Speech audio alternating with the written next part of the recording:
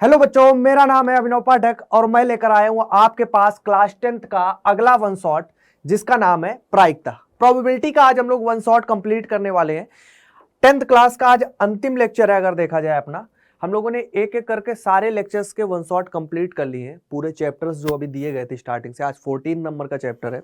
तो जो हमारे पीछे 13 चैप्टर जो बचे पहले के चैप्टर थे, उनका हमने वन शॉट जो रिवीजन है वो कर लिया ऑलरेडी। ठीक है, तो जिस भी बच्चे ने अभी तक वो पुराने लेक्चर्स अगर नहीं देखे हैं किसी कारणवश या जो भी दिक्कतें थी, तो उनको जरूर डिटेल में कंप्लीट कर ले। मैंने सारे लेक्चर्स बहुत प्रॉपर बनाए हुए हैं, सिर्फ उसमें लॉन्ग क्वेश्चंस की ही प्रैक्टिस कराई है, कुछ शॉर्ट क्वेश्चन भी कराए। बाकी लॉन्ग क्वेश्चन मैक्सिमम मैंने जितने इंपॉर्टेंट क्वेश्चन है लॉन्ग क्वेश्चंस में, सारे चैप्टर्स के जो लॉन्ग क्वेश्चन के इंपॉर्टेंट है वो मैंने वन शॉट के माध्यम से आपको कराए हैं, ताकि आप अच्छे से पूरे चैप्टर का रिवीजन कर सकें। ठीक है, और एक तो क्योंकि हम लोग लाइव क्लासेस में जो शॉर्ट है वो तो प्रैक्टिस काफ़ी कर ही रहे हैं, तो जो हमारे पास वन शॉट वीडियोस आ रहे हैं इनमें हम सिर्फ लॉन्ग क्वेश्चन ज़्यादा ध्यान देते हैं, ताकि लॉन्ग क्वेश्चंस की भी अपनी प्रैक्टिस हो जाए डिटेल में। ठीक है, तो सब लोग प्रॉपर उन लेक्चर्स को जरूर टाइम से कंप्लीट कर लीजिए। आज अपने पास अंतिम लेक्चर है, अपने पास काफ़ी टाइम है अभी कम से कम अगर प्रत्येक बोर्ड के एग्जाम की बात करें तो सभी में 1 महीने तो है ही, मतलब फिक्स 1 महीना तो सभी में ही बाकी है, कुछ में ज़्यादा बाकी है। जैसे यूपी बोर्ड में अभी करीब 1.5-2 महीने बाकी है, लेकिन सभी में 1 महीने तो कंफर्म बाकी है, क्योंकि बिहार बोर्ड के 1 फरवरी के बाद से एग्जाम स्टार्ट है और कुछ राजस्थान बोर्ड के भी अभी स्टार्ट हो जाएंगे फरवरी में। तो 1 महीना मान लो अगर एवरेज ले लें तो 1 महीना सभी के पास है। सभी को सारे वन शॉट मिल गए, डिटेल में लेक्चर आपके पास है। बाकी लाइव क्लासेस के माध्यम से आपको जो इंपॉर्टेंट क्वेश्चंस हैं, जो मतलब एमसीक्यू हैं, जो शॉर्ट क्वेश्चंस हैं और कुछ लॉन्ग क्वेश्चंस की भी प्रैक्टिस वो होती रहेगी। मॉडल पेपर भी आपको करा रहे हैं, ताकि आपका मतलब इतनी इस लेवल तक की तैयारी हो सके ना, कि जब आप एग्जाम में बैठेंगे तो कोई एग्जाम में ऐसा क्वेश्चन नहीं लगेगा आपको कि ये सेम क्वेश्चन आपने ना किया हो। मतलब उस पैटर्न के तो मिलेंगे ही सारे, उसमें कोई शक नहीं। मैक्सिमम चांस होंगे कि आपने वो क्वेश्चन आपने लगाए ही होंगे, उस टाइप के क्वेश्चन आपने यहाँ पर लगाएंगे होंगे, क्लास में जरूर लगाए होंगे। तो बिना किसी देरी के हम लोग अपना लास्ट लेक्चर जो है इसको स्टार्ट करते हैं। प्रोबेबिलिटी जो चैप्टर है बहुत इंपॉर्टेंट है। कुछ लोगों ने 9th में भी पढ़ रखा होगा, नहीं पढ़ रखा होगा तो ज्यादा परेशान नहीं होना, मैं डिटेल में ही पढ़ाऊंगा, मतलब कि धीरे से ही चलूंगा आराम से, क्योंकि 2 ही एक्सरसाइज है, 14.1 14.2। सिंपल क्वेश्चन बनते हैं, बहुत कम चांस है इनसे लॉन्ग क्वेश्चन बनने का। ज्यादातर जो क्वेश्चन होगा वो एमसीक्यू में आएगा, या 1 नंबर में या 2 नंबर में या 3 नंबर में भी इसमें क्वेश्चन बनता है।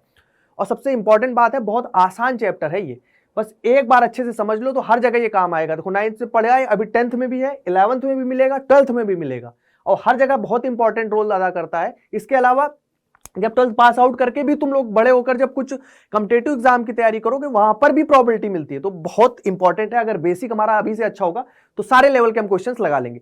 अभी हम 10th लेवल की बात करेंगे, जितना हमारे एग्जाम बोर्ड के एग्जाम पॉइंट ऑफ व्यू से जितना इंपॉर्टेंट है उसकी हम पूरी चर्चा करेंगे, डिटेल में चर्चा करेंगे। तो हम स्टार्ट करते हैं अपने लेक्चर को। ठीक है, तो आज हम लोग प्रायिकता में क्या क्या बात करेंगे, बेसिकली हमें पूरी चीजें देखनी है। तो हमारे पास 2 एक्सरसाइज है इसमें, 14.1 और 14.2।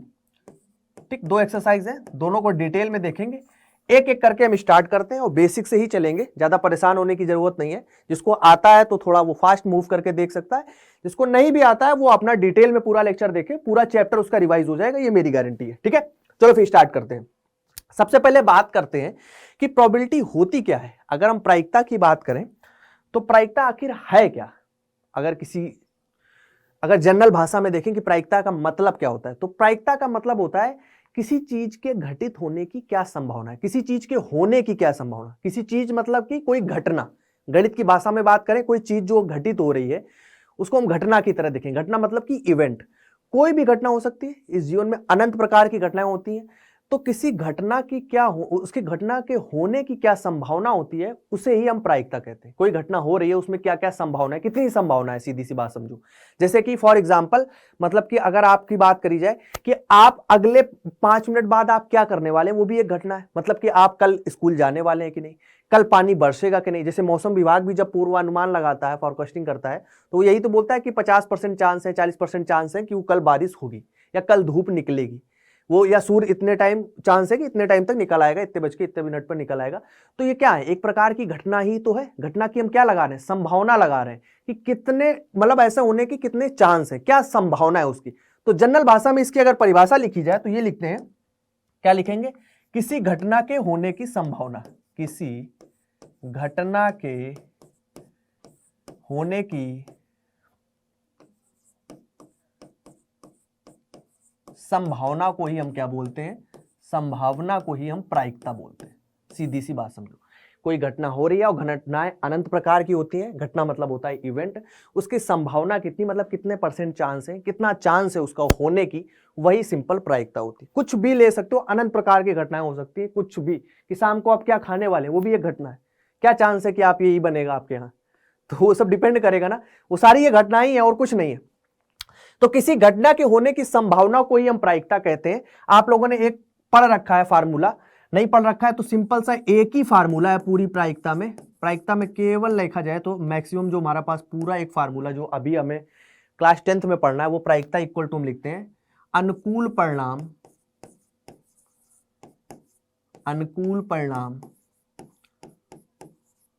बटे का कुल परिणाम।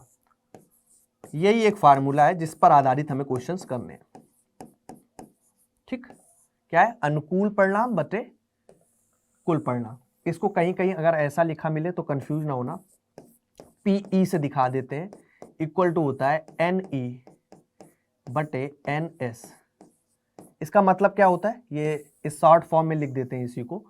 ई मतलब होता है घटना, मतलब इवेंट, ठीक है, तो इसलिए पीई से ब्रैकेट में ई लिख देते हैं। पीई का मतलब होता है कि प्रोबेबिलिटी, ई पी फॉर और ई फॉर इवेंट, मतलब किसी घटना के होने की क्या प्रायिकता, उसी को दर्शाता है ये। एन ई वही मतलब कि अनुकूल परिणाम, कि हमारे पास अनुकूल कितनी घटना है, हमारे पक्ष में कितनी घटना है। एन एस मतलब कि टोटल घटना है। एस मतलब होता है वैसे सैंपल स्पेस, आगे आप पढ़ेंगे अगली क्लास में, लेकिन अभी इतना याद रखो, एन एस मतलब होता है कि हमारे पास कुल परिणाम कितने हैं, और एन ई को हम बोलते हैं कि हमारे पास जो परिणाम है हमारे पक्ष में कितने, हमारे अनुकूल मतलब कितने परिणाम है, जो हमारे पक्ष में है वो अनुकूल परिणाम है। ठीक है, तो प्रायिकता इक्वल टू होता है अनुकूल परिणाम बटे कुल परिणाम। यही एक फार्मूला याद रखो।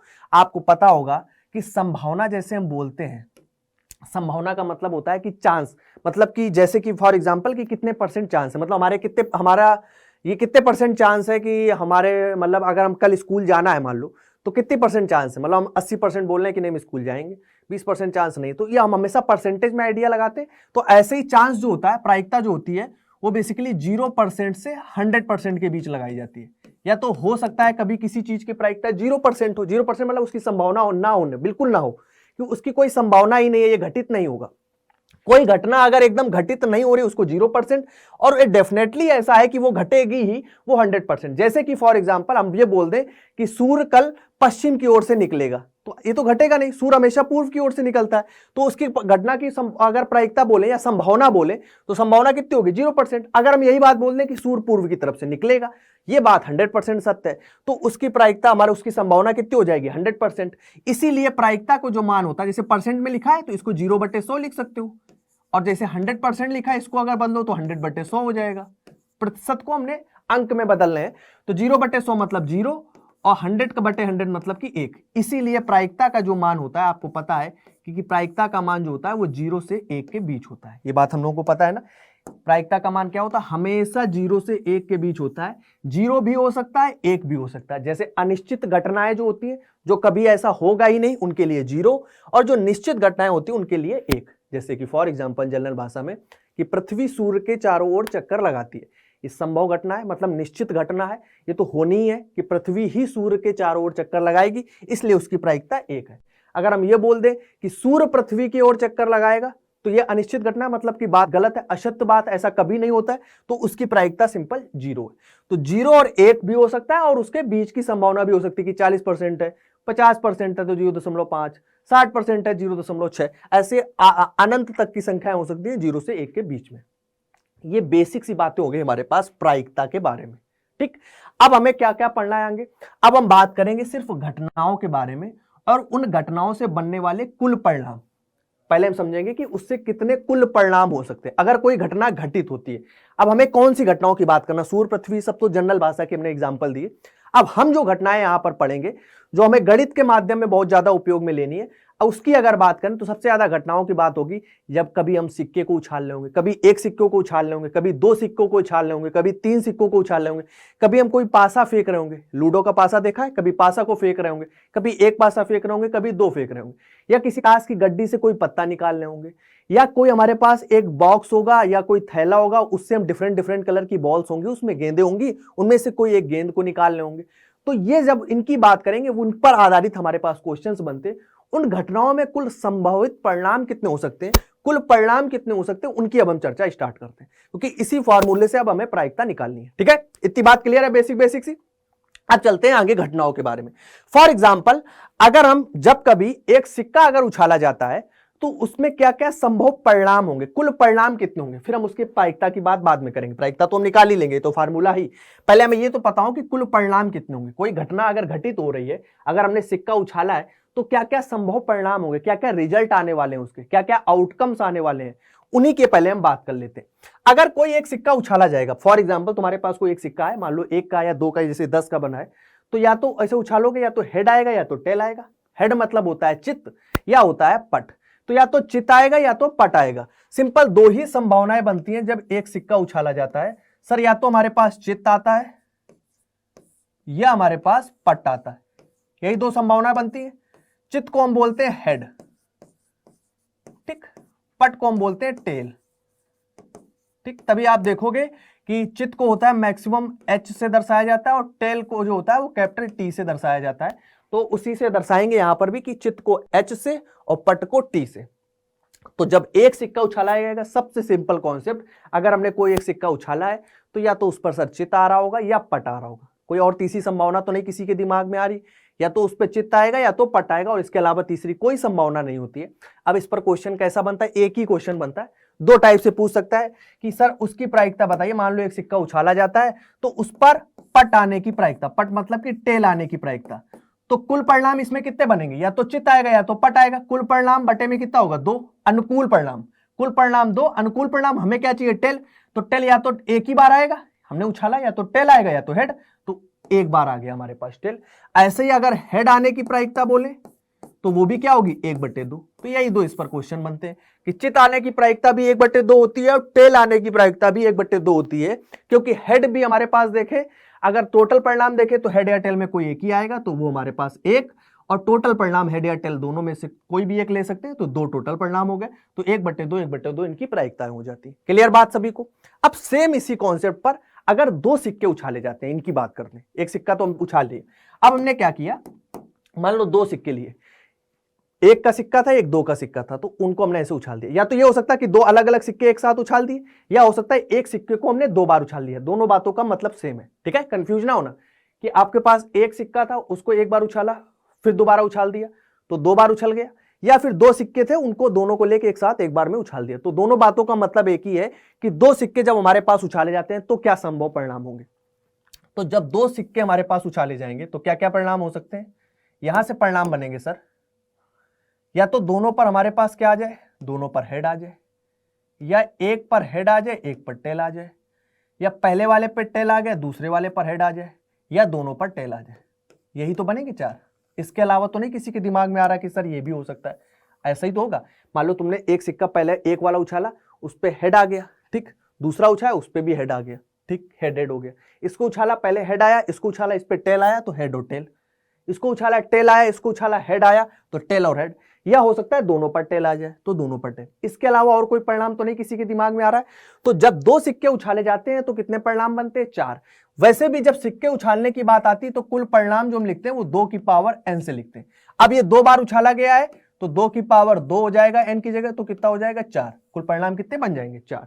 2 की पावर n से हम लिखते हैं जब भी सिक्के उछालने के परिणाम की बात आती है। इन 4 परिणामों के अलावा कोई और अन्य संभावना नहीं बनेगी। यही 4 संभावनाएं बनेंगी जब 2 सिक्कों को उछाला जाता है, या तो दोनों पर हेड होगा, या हेड और टेल, टेल और हेड, या दोनों पर टेल होगा। अब इस पे क्वेश्चन कैसा बनता है, क्वेश्चन की अगर हम बात करें, मान लो हमने एक क्वेश्चन लिया अपने मन से कि प्रायिकता ज्ञात करो चित्त आने की। मैं लिख दूं कि चित्त आने की आप प्रायिकता ज्ञात करो। अगर आपने 2 सिक्के उछाले हैं तो चित्त आने की प्रायिकता ज्ञात करो, तो कुल परिणाम तो 4 ही रहेंगे। देखो बटे में तो 4 ही रहेगा, क्यों, क्योंकि सर कुल परिणाम जो है 1 2 3 4 है, तो 4 ही रहेंगे। अब इसने कहा कि कितने चित्त आने की, मान लो 2 चित्त हमने बोले कि 2 चित्त आने की प्रायिकता कितनी है, तो 2 चित्त कहां पे आ रहे हैं, यही तो आ रहे हैं 2 चित्त। यहां पर एक चित्त है, यहां पर एक चित्त है, यहां पर तो एक भी नहीं है, तो 2 चित्त आने की प्रायिकता कितनी हो जाएगी, 1/4, क्योंकि एक ही जगह सिर्फ आ रहा है दोनों चित्त, तो 2 चित्त आने की प्रायिकता 1/4। अगर इसी में लिख दूं 1 चित्त आने की प्रायिकता, तो 1 चित्त कहां पर आ रहा है, एक चित्त सर एक यहां पर आ रहा है, एक यहां पर आ रहा है, तो इसकी देखो कुल परिणाम तो 4 ही रहेंगे, लेकिन एक चित्त बोल दिया तो एक चित्त तो एक यहां पर है एक यहां पर, तो सिंपल क्या हो जाएगी 2/4 मतलब कि 1/2। तो अगर एक चित्त आने की प्रायिकता पूछेंगे तो 2/4 हो जाएगी, क्योंकि दो जगह सर अनुकूल परिणाम है, कुल परिणाम 4 रहेंगे तो वो 1/2 हो जाएगी। इस पर और भी क्वेश्चन लगाएंगे अभी, और जो अच्छे क्वेश्चन बनते हैं। एक क्वेश्चन और बहुत अच्छा बनता है इस पे, ये तो दूसरा हो गया। मान लो हमें लिखना है कम से कम 2, कम से कम एक पट आने की प्रायिकता, कम से कम एक पट।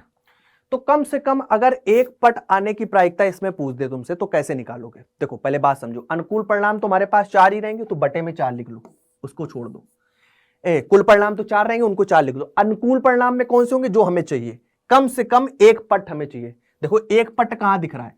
एक पट, कम से कम एक पट तो होना चाहिए, दोनों भी पट हो सकते हैं लेकिन कम से कम एक पट तो होना ही चाहिए। एक यहां पर है एक पट, एक यहां पर है, ठीक, ये पट है ये भी पट है। पट मतलब कि टेल, पट का मतलब समझ रहे हो ना, पट मतलब टेल है यार, ये कंफ्यूज ना होना, कभी कभी बच्चे कंफ्यूज होते हैं सर पट क्या है। चित मतलब कि हेड, मैं लिख चुका हूं पीछे, इसको एक बार याद कर लो कि जब भी हेड लिखा जाएगा मतलब एच लिखा जाएगा वो चित है, टेल मतलब कि पट।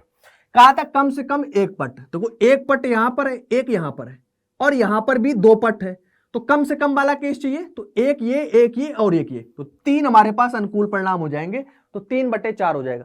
कम से कम एक तो चाहिए ही था, तो इसलिए इसमें भी एक था, इसमें एक, इसमें तो 2 आ गए, कोई दिक्कत नहीं, लेकिन कम से कम का केस लिखा था, ज्यादा से ज्यादा कितने भी हो सकते हैं, तो 2 ही होंगे ज्यादा से ज्यादा, तो ये 2 तो काउंट होंगे, एक ये भी काउंट होगा, तो 3/4 इसका क्या हो जाएगा? Right answer.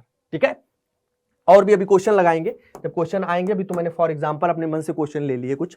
अब अगर इसी प्रकार इन्हीं घटनाओं की पहले बात कर लेते हैं, फिर इन पर क्वेश्चंस लगाएंगे। 2 सिक्के उछल गए, अब 3 सिक्के उछालने का केस देखते हैं। अभी मैंने फार्मूला बताया कि अगर सिक्का उछाला जाता है तो 2 की पावर n का केस बनता है, और यहां पर कितने बार उछाला जा रहा है? 3 बार। जब 3 सिक्के उछाले जाएंगे तो 2 की घात 3, तो 2 की घात 3 मतलब कि टोटल परिणाम कितने बनेंगे? 8 परिणाम बनेंगे। 4 लिखना तो सही आसान था सर, लिख लिए, head head head tail tail head tail tail. 8 कैसे लिखेंगे? शॉर्ट ट्रिक में कैसे लिखोगे मैं एक बार लिख के दिखाता हूं। आप पहले 4 बार ऐसे हेड लिखोगे, फिर 4 बार टेल,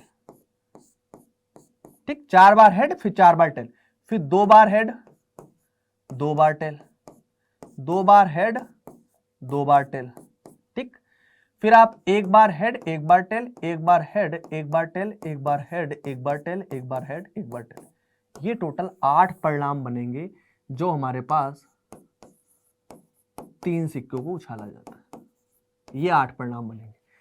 4 बार इधर हेड 4 बार इधर टेल, 2 बार हेड 2 बार टेल, 2 बार हेड 2 बार tail, head tail head tail head tail head tell.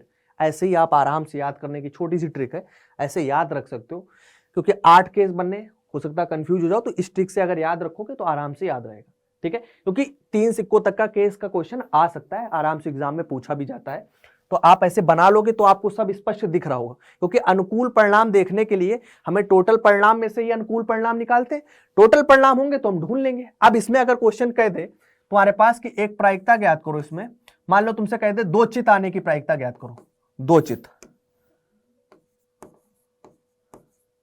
तो 2 चित्त तुम्हें कहां कहां दिख रहे हैं? देखो 2 चित्त कहां कहां पे दिख रहे हैं? टोटल तो इसमें 8 ही होगा, मतलब कुल परिणाम बटे में 8 आएगा। हमें 2 चित्त वाले और चाहिए, अनुकूल परिणाम और चाहिए, तो 2 चित्त हमारे पास कहां कहां दिख रहे हैं?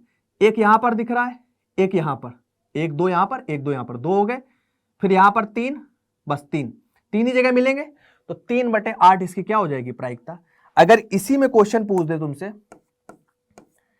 एक पट आने की प्रायिकता, एक पट कहां कहां दिख रहा है? एक पट देखो कहां कहां दिख रहा है, एक तो यहां पे दिख रहा है एक पट, एक यहां पर, एक यहां पे, तो 2 हो गए, 1 2, एक यहां पे 3, बस 3/8 हो जाएगा। समझे बात समझ में आई कि कैसे निकालना है? अच्छा क्वेश्चन जो बनेगा वो इस प्रकार का कि प्रायिकता कम से कम, जो कम से कम वाले केस होते हैं वो अच्छे क्वेश्चन बनते हैं। कम से कम एक चित्त आने की प्रायिकता, ये बहुत अच्छा क्वेश्चन।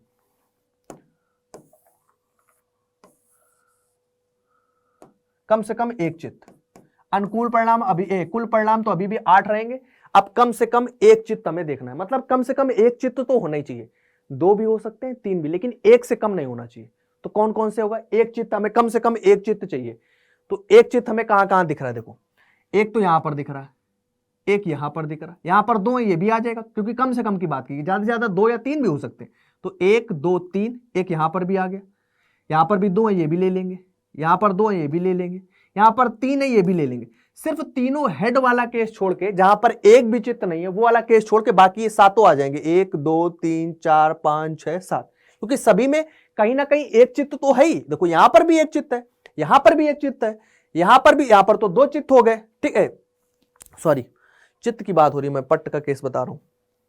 ये मतलब मैं जो बोल रहा था ये पट्ट की बात हो गई, क्योंकि मैं टेल ढूंढ रहा था, मैं खुद कंफ्यूज हूं। देखो चित्त मतलब कि हेड, मैं लिख दूं खुद ने, मैं खुद कंफ्यूज था। पट मतलब कि टेल, बात समझ। अब हमें क्या चाहिए, कम से कम एक चित्त चाहिए। तो कम से कम एक चित्त देखो तुम्हें यहां पर दिख रहा है ये एच, एक यहां पर दिख रहा है, दो यहां पर है, कोई दिक्कत नहीं, 2 आ सकते हैं, यहां पर 1, यहां पर 2 है, कोई दिक्कत नहीं, यहां पर भी 2 आ सकते हैं, 3 वाला भी आ सकते हैं। इसमें कौन सा, तीनों टेल वाला जो है, तीनों पट वाला केस छोड़ के बाकी सारे आ सकते हैं, क्योंकि कम से कम सभी में एक चित्त तो है, 2 है, कहीं पे 1 है, कहीं पे 3 है, वो हो सकते हैं। तो ये 7/8 हो जाएगी। इसी प्रकार अगर कम से कम एक पट कहते तो भी प्रायिकता 7/8 होगी, क्योंकि तब तीनों हेड वाला केस छूट जाएगा, बाकी नीचे के सारे आ जाएंगे। ठीक है, बात क्लियर। अब इस पर एक दो एक्सरसाइज के क्वेश्चन लगाते हैं। ये तो मैंने खुद से डिजाइन हुए किए हुए क्वेश्चन है कि जो अपने मन से बना सकते हैं, वो मैंने सिर्फ एग्जाम्पल के तौर पर बता दिए ताकि अच्छे से आपको क्लियर हो जाए कि क्वेश्चन बनने कैसे वाले हैं। ठीक है, मैं डायरेक्ट लिख रहा हूं, ये बात तो समझ में आ रही ना। ये अनुकूल परिणाम बटे कुल परिणाम, मैं फार्मूला नहीं लिख रहा हूं। फार्मूला आपको हर क्वेश्चन में लिखना है कि अनुकूल परिणाम बटे कुल परिणाम, फिर आप अगले स्टेप में 3/8 लिखोगे जब भी क्वेश्चन आएगा। डायरेक्ट ना लिखना, मैं डायरेक्टली लिख रहा हूं क्योंकि आपका शॉर्ट में रिवीजन हो जाए ताकि पूरा। अब चलते हैं आगे, इस पर क्वेश्चंस की बात करते हैं। उदाहरण नंबर 9 दिया गया है, इस पर क्वेश्चन देखो कैसा दिया गया है। कह रहा हरप्रीत 2 भिन्न भिन्न सिक्कों को एक साथ उछालती है। ठीक, 2 भिन्न भिन्न हरप्रीत के पास सिक्के हैं, एक साथ उछालती। मान लीजिए एक सिक्का 1 का है और दूसरा 2 का सिक्का है। एक उसके पास 1 का सिक्का था, एक 2 का, और दोनों को एक साथ वह उछालती है। प्रायिकता हमें ज्ञात करनी है कि वह कम से कम एक चित्त प्राप्त करेगी। पहली बात तो समझो, जब भी क्वेश्चन तुम्हारे पास आएगा तुम स्टार्ट कैसे करोगे। उसने क्या लिया, हरप्रीत ने 2 भिन्न भिन्न सिक्कों को उछाला है। तो जब 2 सिक्के उछाले हैं तो सबसे पहले उसके टोटल केस लिख लो जो मैंने ये अभी बताए, कि जब भी आप क्वेश्चन आएगा सबसे पहले उसके कुल परिणाम लिख लोगे, क्या क्या संभावनाएं हो सकती, फिर उसमें से अनुकूल परिणाम छांट लेंगे। लेकिन कुल परिणाम पहले लिख लो, सोचो नहीं, उनको लिख लो। क्या क्या होगी, 2 सिक्के उछाले हैं तो सर 2 सिक्के उछाले हैं तो या तो दोनों हेड होंगे, या हेड टेल होगा, या टेल हेड होगा, या टेल टेल होगा। यही 4 परिणाम बनेंगे। ठीक, ये 4 परिणाम बनेंगे। ठीक, क्योंकि 2 सिक्के उछाले गए, आपको पता है 2 की पावर 2 मतलब कि 4 परिणाम बनेंगे। ये 4 परिणाम हमने लिख लिए। अब आगे की बात समझो, इसकी प्रायिकता में ज्ञात करनी कि वह कम से कम एक चित्त प्राप्त करती हो। हमें प्रायिकता ज्ञात करनी है, P कम से कम एक चित्त, कम से कम एक चित्त उसके पास आना चाहिए। टोटल परिणाम कितने हैं सर, हम अब फार्मूला देखो सभी में लिखोगे, मैं इधर लिख देता हूं एक बार फार्मूला। सारे क्वेश्चन में तुम लिखोगे, पहले आप लिखोगे प्रायिकता बराबर कुल परिणाम बटे में है जो, और अंश में होता है अनुकूल परिणाम। फार्मूला सभी में लिखोगे, मैं बार बार लिख दे रहा हूं, लेकिन मैं नहीं लिखूं तो उसके लिए कंफ्यूज ना होना। ठीक, फार्मूला लिखोगे आप, प्रायिकता इक्वल टू अनुकूल परिणाम बटे कुल परिणाम। अब आपको पता है कि कम से कम एक चित्त तो उसे चाहिए। कहां कहां पर है, टोटल तो देखो 4 होंगे, वो बात हमें पता है। टोटल कितने होंगे, 4, टोटल 4। एक चित्त देखो, यहां पर तो दोनों चित्त है, यहां पर एक चित्त है, यहां पर एक चित्त है, यहां पर एक भी नहीं, कोई दिक्कत नहीं। हमें कम से कम एक चाहिए, तो एक यहां पर, एक यहां पर, यहां पे दोनों भी हो सकते हैं। तो 3/4 इसका क्या हो जाएगा, राइट आंसर। आपको अभी बताया कि कम से कम की जो बात आएगी, अच्छा क्वेश्चन बनता है हमेशा कम से कम से, कि वो तो लेना ही है जिसमें एक हो, दोनों वाला भी हो सकता है, कि कम से कम एक हो। बात समझ रहे हो ना, एक बार खुद से बोल के सोचना कि कम से कम एक तो होना ही चाहिए। 2 या 3 ज्यादा हो जाए उसकी कोई दिक्कत नहीं, कम से कम एक तो हो यार। तो 3/4 इज द राइट आंसर। ठीक है, चले आगे। 9 के बाद 25वां नंबर क्वेश्चन है। कह रहा है निम्नलिखित में कौन से तर्क सत्य हैं और कौन से तर्क असत्य हैं, सकारण उत्तर दीजिए। कारण सहित मतलब उत्तर दीजिए। पहला पार्ट इसमें कह रहा है, पहला पार्ट इसने क्या कहा, पहले पार्ट में इसने कहा कि यदि 2 सिक्कों को एक साथ उछाला जाता है। ठीक, अब देखो 2 सिक्कों को एक साथ इसने फिर उछाला। अगर 2 सिक्के उछाले गए, मैं पहला पार्ट लिख रहा हूं, तो टोटल परिणाम वही 4 बनेंगे। Head head, head tail, tail head, tail tail, यही 4 परिणाम बनेंगे।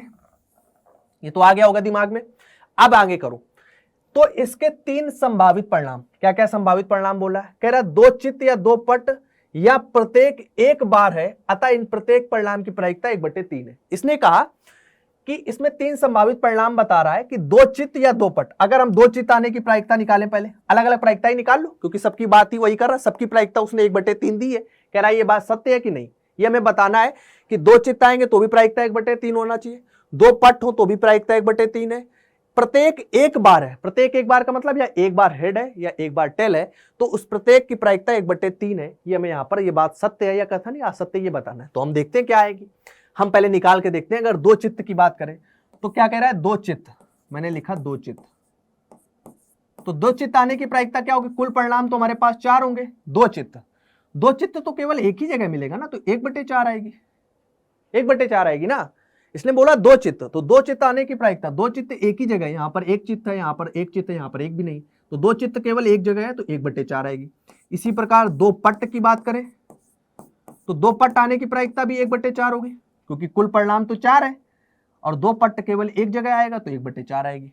बात तो इसकी असत्य है, सीधी सी बात यही है। एक और ये भी बचा, ये भी निकाल लेते हैं, या प्रत्येक बार एक, या प्रत्येक एक बार हो, प्रत्येक एक बार, प्रत्येक एक बार का मतलब समझ रहे हो कि इनमें से हेड या टेल केवल एक बार हो, हेड यहां पर एक बार है, टेल भी एक बार है, तो एक तो ये हो गया, टोटल परिणाम तो हमारे पास 4 ही रहेंगे। यहां पर एक हेड है, यहां पर भी एक हेड है, तो 2 ये हो गए, यहां पर भी एक टेल है, यहां पर भी एक टेल है। बात समझो क्या कहना चाह रही है, इस तीसरे में कंफ्यूज ना होना। कह रहा प्रत्येक एक बार, या तो एक बार हेड हो या एक बार टेल हो, लेकिन एक बार होना चाहिए। यहां पर 2 बार हेड है, ये नहीं लेंगे, यहां पर 2 बार टेल है, नहीं लेंगे, एक बार हेड है, एक बार हेड है, एक बार टेल है, एक बार टेल है, तो यही लेंगे केवल 2 केस, तो 2/4 मतलब कि 1/2। तो पहला वाला कथन असत्य है ना, इसने बोला कि सभी की प्रायिकता कितनी आ रही है, 1/3, हमारी 1/4 है, 1/4 है, लास्ट वाले की 1/2 आई, कथन असत्य है, फॉल्स है भाई। ठीक, कारण तुमने क्या, ये कारण है तुम्हारे सामने, ये स्पष्ट है, तुम सभी की प्रायिकताएं निकाल के लिखोगे और कारण लिख दोगे कि यह असत्य है। ठीक, दूसरा क्वेश्चन इसका, पहला क्वेश्चन क्लियर ना सभी को, अच्छा क्वेश्चन था। दूसरा क्वेश्चन कह रहा है यदि एक पासे को, पासे की बात आ गई, इसको आगे पासा पहले समझ लेते हैं, इसको भी रुक के करेंगे, पहले पासा के बारे में जान लेते हैं कि पासा कैसे काम करता है हमारा। पासे की बात कर लेते हैं पहले। पासा मतलब ये है कि वही सबने पासा देख रखा है ना, कि लूडो का जो हमारे पास पासा होता है, सबने 6 फलक होते हैं, कि 1 लिखा होता है, फिर 2 लिखा होता है, 3 लिखा होता है, 4 5 6, मतलब कि इसमें कुल हमारे पास संभावित परिणाम कितने बनते हैं, 1 2 3 4 5 6, यही बनेंगे ना। 1 से 6 तक की कोई भी संख्या आ सकती है जब पासा फेंकोगे, कभी पाव आ रहा होगा, कभी 2 आएगा, कभी 3 आएगा, 4 आएगा, 5 आएगा, 6 आएगा, तो वो पासे सबने लूडो खोल रखा होगा, सांप सीढ़ी और वो सब चीजें, 1 से 6 तक की संख्याएं प्राप्त होती है, सबको पता है। ठीक, पहला केस तो एकदम सिंपल है, 1 से 6 तक की संख्याएं प्राप्त होती हैं। अब अगर कोई प्रायिकता तुमसे पूछता है, मान लो पूछ दे कि 4 आने की प्रायिकता, पासा आपने फेंका और 4 आने की प्रायिकता क्या है, तो कुल परिणाम तो आपके पास पता है 6, अनुकूल परिणाम क्या है, एक ही होगा, क्योंकि एक पासा फेंका गया तो कुल 4 आना है, तो 4 आने की प्रायिकता केवल 1 होगी, पासा फेंका 4 आ गया एक बार में, तो 1/6, सिंपल। तो 4 आने की प्रायिकता ऐसे 1/6 हो गई, 6 क्या है, कुल परिणाम। अब यहां पर क्या लिख दो, 2 से अधिक अंक प्राप्त होने की, अधिक अंक प्राप्त होने की प्रायिकता।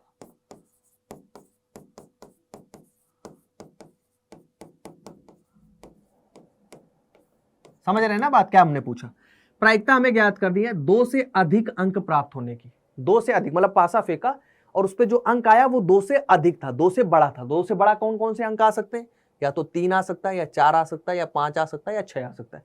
टोटल केस हमारे पास कितने हैं, 6 ही रहेंगे, 1 से 6 तक। ठीक, लेकिन इसने कहा कि 2 से अधिक अंक, 2 से अधिक अंक मतलब है 2 से बड़ा, तो 2 से बड़ा अंक कहां कहां मिलेगा, या तो 3 या 4 या 5 या 6, तो टोटल हमारे पास कितना हो जाएगा, 4/6, मतलब कि 2 दूना 4, 2/3 इज द राइट आंसर। ठीक है, बात समझ में आई। तो एक पासा जब फेंका जाएगा तो आसान क्वेश्चन बनता है, 2 से अधिक अंक हमने बोल दिया प्राप्त होने की प्रायिकता, तो 2 से अधिक कितने अंक हो सकते थे, या तो 3 आ जाए, 4 आ जाए, 5 आ जाए, 6, तो 4 कुल अनुकूल परिणाम थे, टोटल परिणाम 6 थे, वो बटे में 6 रहेगा, तो 4/6 मतलब कि 2/3 हो जाता है। ठीक, और जब भी हम पासा फेंकते हैं तो 6 की पावर n परिणाम बनते हैं, जैसे वहां पर 2 की पावर n थे, क्योंकि हेड आता था या टेल, तो इसलिए 2 की पावर n। यहां पर 1 से 6 तक का बनता है तो 6 की पावर n। ठीक, अब एक बार फेंका गया है तो 6 की घात 1, मतलब कि टोटल परिणाम कितने बनेंगे 6, इसलिए टोटल 6 परिणाम बने। अब इस पर एक क्वेश्चन था पीछे, वो कर लेते हैं। देखो सेकंड पार्ट इसका पासे पर ही था। क्या कह रहा है सेकंड पार्ट में? सेकंड पार्ट में कह रहा है यदि एक पासे को फेंका जाता है, ठीक, एक पासे को फेंका जाएगा तो पहले कुल संभावित परिणाम क्या क्या बनेगा, 1 2 3 4 5 6, यही 1 से 6 तक की संख्याएं प्राप्त होंगी।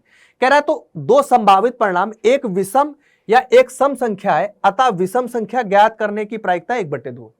अच्छा, विषम संख्या प्राप्त होने की प्रायिकता 1/2 है। ठीक, अगर हम विषम, इसमें लिखो, इसमें देखो पहले सम संख्याएं कौन सी है, सम संख्याएं कौन सी है सर, सम 2 और 4 और 6, 2, 4, 6। और विषम कौन सी है सर, विषम है हमारे पास 1 3 5, 1 3 5। तो अगर आपसे प्रायिकता पूछे पी विषम कि विषम आने की प्रायिकता क्या है, टोटल परिणाम कितने हैं 6, क्योंकि नीचे कुल परिणाम रहना ही है। अनुकूल परिणाम की हम बात कर लेते हैं, हमें क्या चाहिए विषम। अनुकूल परिणाम कहां से देखोगे, यहां से, हमें क्या चाहिए विषम। तो विषम कितनी है 1 2 3, तो 3/6, मतलब कि कितना आ जाएगा 1/2। ऐसे ही आपसे अगर पूछ देता कि पी सम, तो भी सम कितना हो जाता, कुल परिणाम तो 6 है, सम 2 4 6, मतलब कि 3, ये भी 1/2 हो जाती। तो सम आने की प्रायिकता भी 1/2 है, विषम आने की भी प्रायिकता 1/2 है। इसने विषम की पूछी, विषम ज्ञात करने 1/2 है। बात सत्य कह रहा है, ये कथन सत्य है, ये बात हमें सत्य यहां पर स्पष्ट दिख रही है। समझ गए बात को, कि अगर पासा फेंकेंगे तो 1 से 6 तक के अंक प्राप्त होंगे। अगर सम की बात कर रहा है तो 2 4 6, विषम की 1 3 5, पी विषम हो गया 3/6, सम हो गया अभी 3/6, दोनों की बात 1/, क्योंकि 3 सम होती संख्या 3 विषम होती, सीधी सी बात। यहां तक पहले बताओ सबको बात क्लियर है, किसी को कोई डाउट या कोई समस्या तो नहीं है भाई? पासे की अब हम बात कर रहे हैं, अभी आगे चलते हैं। अभी तो एक पासा फेंका था, इस पे अच्छा केस जो बनेगा, बस इसमें सिक्के पे 3 ही का पूछेगा, 3 से बड़ा नहीं पूछेगा। पासे में सिंपल पूछेगा 2 पासों तक का, कि 2 पासे फेंके जाते हैं। 2 पासे अगर फेंकेगा, सीधी बात समझो, अभी हमने देखा 6 की पावर n होता है, n इस बार कितना है 2 बार, 2 बार फेंका गया, तो कितने केस बनेंगे 36 केस बनेंगे। मैं 36 केस पूरे लिख के दिखाता हूं, सिंपल से केस बनते हैं, आपको भी याद होने चाहिए कि कैसे लिखने हैं, क्योंकि एग्जाम में अगर आता है तो आप 36 केस लिखने पड़ेंगे। ठीक है, कैसे लिखोगे मैं देखो स्पष्ट बताता हूं। या ऐसा हो सकता है 2 पासे थे तुम्हारे पास, ठीक, 2 पासे तुमने ऐसे फेंका, एक पे हो सकता पाव आ जाए, एक पे हो सकता 4 आ जाए, 1 और 4 का एक कॉम्बिनेशन बन जाएगा। फिर दोबारा तुमने ऐसे फेंका, एक पे हो सकता 4 आ गया, इस पे 3 आ गया, तो 4 और 3 का एक कॉम्बिनेशन बन सकता। ऐसे टोटल 36 कॉम्बिनेशन बनेंगे। कैसे कैसे, आपने फेंका, पहले पर भी पाव आ गया, दूसरे पर भी पाव आ गया, तो पहला कॉम्बिनेशन 1,1, दूसरा हो सकता पहले पर 1 आए, दूसरे पर 2 आ जाए, तीसरा 1 आया, फिर दूसरे पर 3 आ गया, इस पर तो 1 ही रहा, दूसरे पर 4 हो गया, 1 और 5, 1 और 6। ठीक, ऐसे ही पहले पासे पर तुम्हारे पास 2 आया, दूसरे पर 1 आ गया, 2 2, 2 3, 2 4, 2 5, 2 6, ऐसे ही 3 3 1, 3 2, 3 3, 3 4, 3 5, 3 6, 4 1, 4 2, 4 3, 4 4, 4 5, 4 6, 5 1, 5 2, 5 3, 5 4, 5 6, 5, अरे 5 5 कहाँ गया, 5 6, ऐसे ही 6 के साथ 6 1, 6 2, 6 3, 6 4, 6 5, 6 6, हो गए 36 केस। 1 से 6 तक 6, 12, 18, 24, 30, 36, टोटल हमारे पास ऐसे 36 केस ये बनते। सबको समझ में आ गया, कोई दिक्कत तो नहीं? ऐसे ही आपको 36 केस लिखने पड़ेंगे, आसान है, आपको पता है कैसे लिखना है। हो सकता है ना कि 2 पासे तुमने फेंके, एक पे 3 आया, एक पे 2 आया, 3 2 का ये केस लिखा है, ऐसे फेंका 4 और 3 आया, तो 4 और 3, ऐसे हम ऐसे अनजाने में तो ऐसे लिखेंगे नहीं, हम तो पूरे, हमें तो कुल संभावित परिणाम लिखने, टोटल लिखने। तो मैक्सिमम जो हमारे पास सबसे अधिकतम पूरे टोटल संभावनाएं हो सकती वो इतनी हो सकती कि पहले पर पाओ, दूसरे पर 2, पहले पे 1, दूसरे पे 2, पहले पे 1, दूसरे पे 3। तो ऐसे करके टोटल कितने परिणाम बनेंगे? 1 से लेके 6 से 6 तक के जाएंगे, तो टोटल 36 परिणाम बनते हैं। अब इस पर टोटल केस तो हमारे पास परिणाम 36 है। अब इस पर क्वेश्चन कैसे बनते हैं? अच्छे अच्छे क्वेश्चन इस पर बनते हैं जब 2 पासे फेंके जाते हैं। फॉर एग्जाम्पल जैसे ये क्वेश्चन लिखा है कि मान लीजिए हम एक पासा है, ये तो 2 पासे का केस कहाँ है? देखो ये जैसे 13 नंबर है, कह रहा है 2 स्लेटी, एक स्लेटी पासा और एक नीले पासे को एक साथ फेंका है, मतलब 2 पासे हो गए। एक स्लेटी कलर का पासा था, एक उसके पास नीले रंग का था। कह रहा सभी संभावित परिणाम लिखिए, इनकी क्या प्रायिकता है कि दोनों पासों की संख्याओं का योग, मतलब जब तुमने पासे फेंके, स्लेटी वाले पे 3 आया, मान लो इस पे 2 आया, तो दोनों पासों का योग, तो 3 और 2 मिलकर 5। तो पासों में मैक्सिमम केस क्या होता है कि जब 2 पासे फेंके जाएंगे तो योग पर आधारित बहुत केस क्वेश्चन बनते हैं कि दोनों पासों के योग पर आधारित, कि दोनों पासों पर जो अंक आए, फलक पर जो अंक आए, इस पे 3 आए, इस पे 4 आए, इनके योग पर आधारित, कि 4 से ज्यादा आ गया योग, 7 से कम आ गया, 13 से ज्यादा आ गया, या 2 के गुणन में आ गया, 4 के गुणन में आ गया, उस पर क्वेश्चन बहुत बनते हैं। योग पर जैसे ये लिखा है कि 12 से छोटी या उसके बराबर संख्या है, 13 है योग, 8 है, इन पर क्वेश्चन बनते हैं जो योग के और या अंतर के होते हैं। वो क्वेश्चन मैं एक बार कैसे बनते हैं उनके लिए एक शॉर्ट ट्रिक मैं बताता हूं कि कैसे आप याद रखोगे, कैसे अनुकूल परिणाम निकालोगे। फॉर एग्जाम्पल देखो, अब हम देखो यहां से क्या करते हैं। आपको पता है कि 1 और 1 है, मतलब इन दोनों, इस लाइन पर जो हमारे पास पासे का योग होगा वो कितना होगा? 2। 1 और 1 मिलकर 2। ऐसे इस लाइन पर कितना हो जाएगा? 2 और 1, 1 और 2 मिलकर 3। ऐसे इस लाइन पर जाओगे तो योग कितना हो जाएगा? 3 और 1 4, 2 और 2 4, 3 और 1 4, 4 हो जाएगा। ऐसे इस लाइन पे जोड़ोगे तो 5। ऐसे तुम इस लाइन को देखोगे तो पूरा योग कितना मिल रहा होगा? 6। ऐसे तुम इस लाइन को चले जाओगे योग, तो तुम्हारे पास कितना योग मिल रहा होगा? 7। ऐसे ही तुम इस लाइन को देखोगे तो तुम्हें योग कितना मिलेगा? 8। इस लाइन को देखोगे तो 9।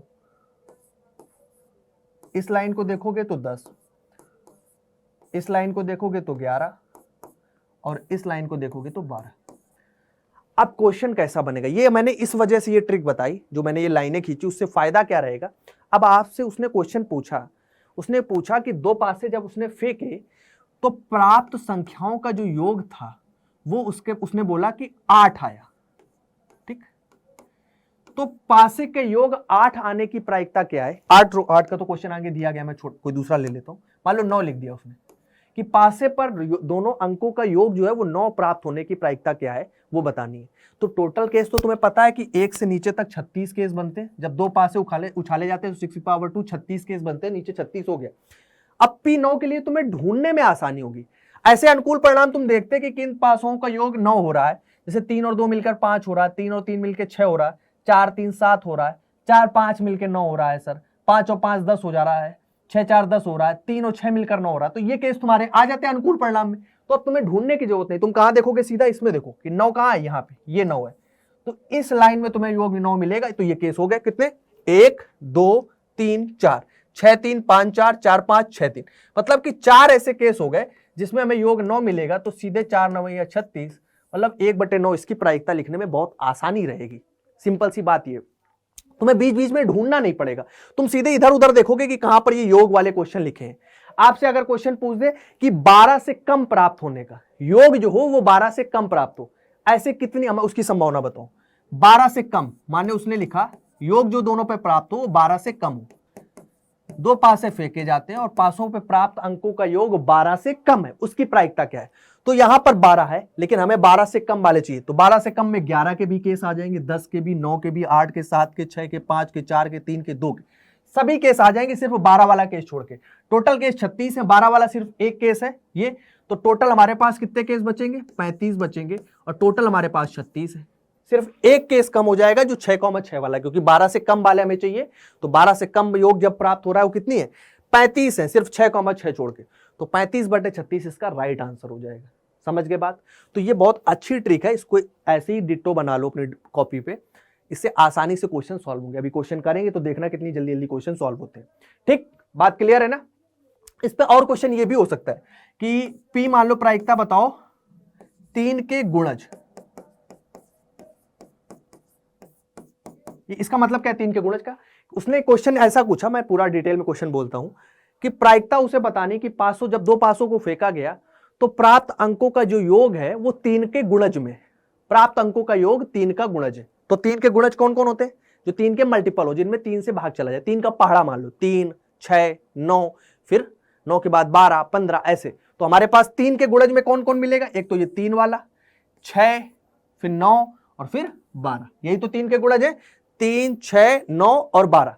तो टोटल कितने केस मिल जाएंगे? देखो 1, 2, 3 वाले में 2, 3, 4, 5, 6, 7, फिर 9 वाले में 8, 9, 10, 11 और फिर 12।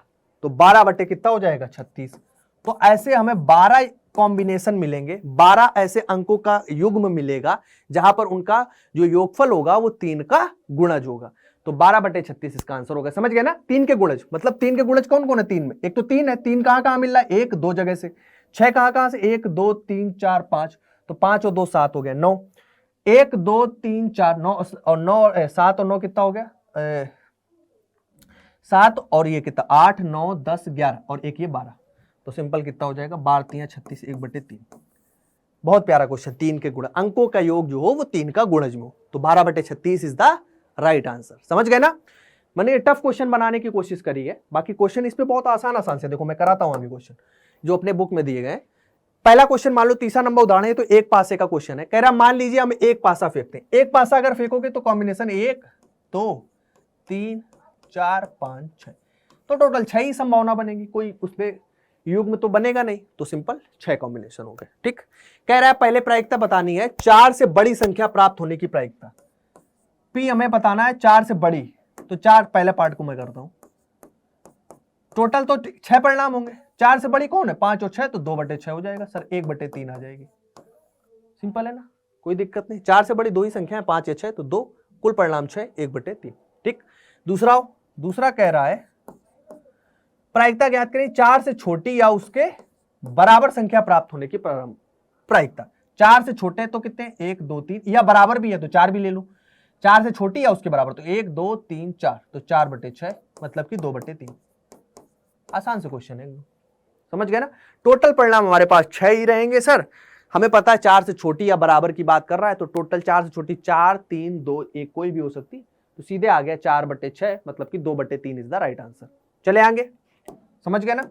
ऐसे हम काफी क्वेश्चन भी कवर कर रहे हैं, बस साथ साथ अपना समझो काफी पार्ट कंप्लीट हो रहा है, तो साथ साथ क्वेश्चन भी करते चल रहे हैं और कॉन्सेप्ट भी समझते चल रहे हैं कि उस कॉन्सेप्ट पर जो क्वेश्चंस बनेंगे, जैसे पासे फेंकेंगे तो पासे पर क्या क्या क्वेश्चन होंगे, सिक्का फेंकेंगे तो सिक्का पर क्या क्वेश्चन होगा, अभी आगे पत्ता खींचा जाएगा तो उसके क्वेश्चंस करेंगे। अब इस पर 2 पासे का क्वेश्चन करते हैं।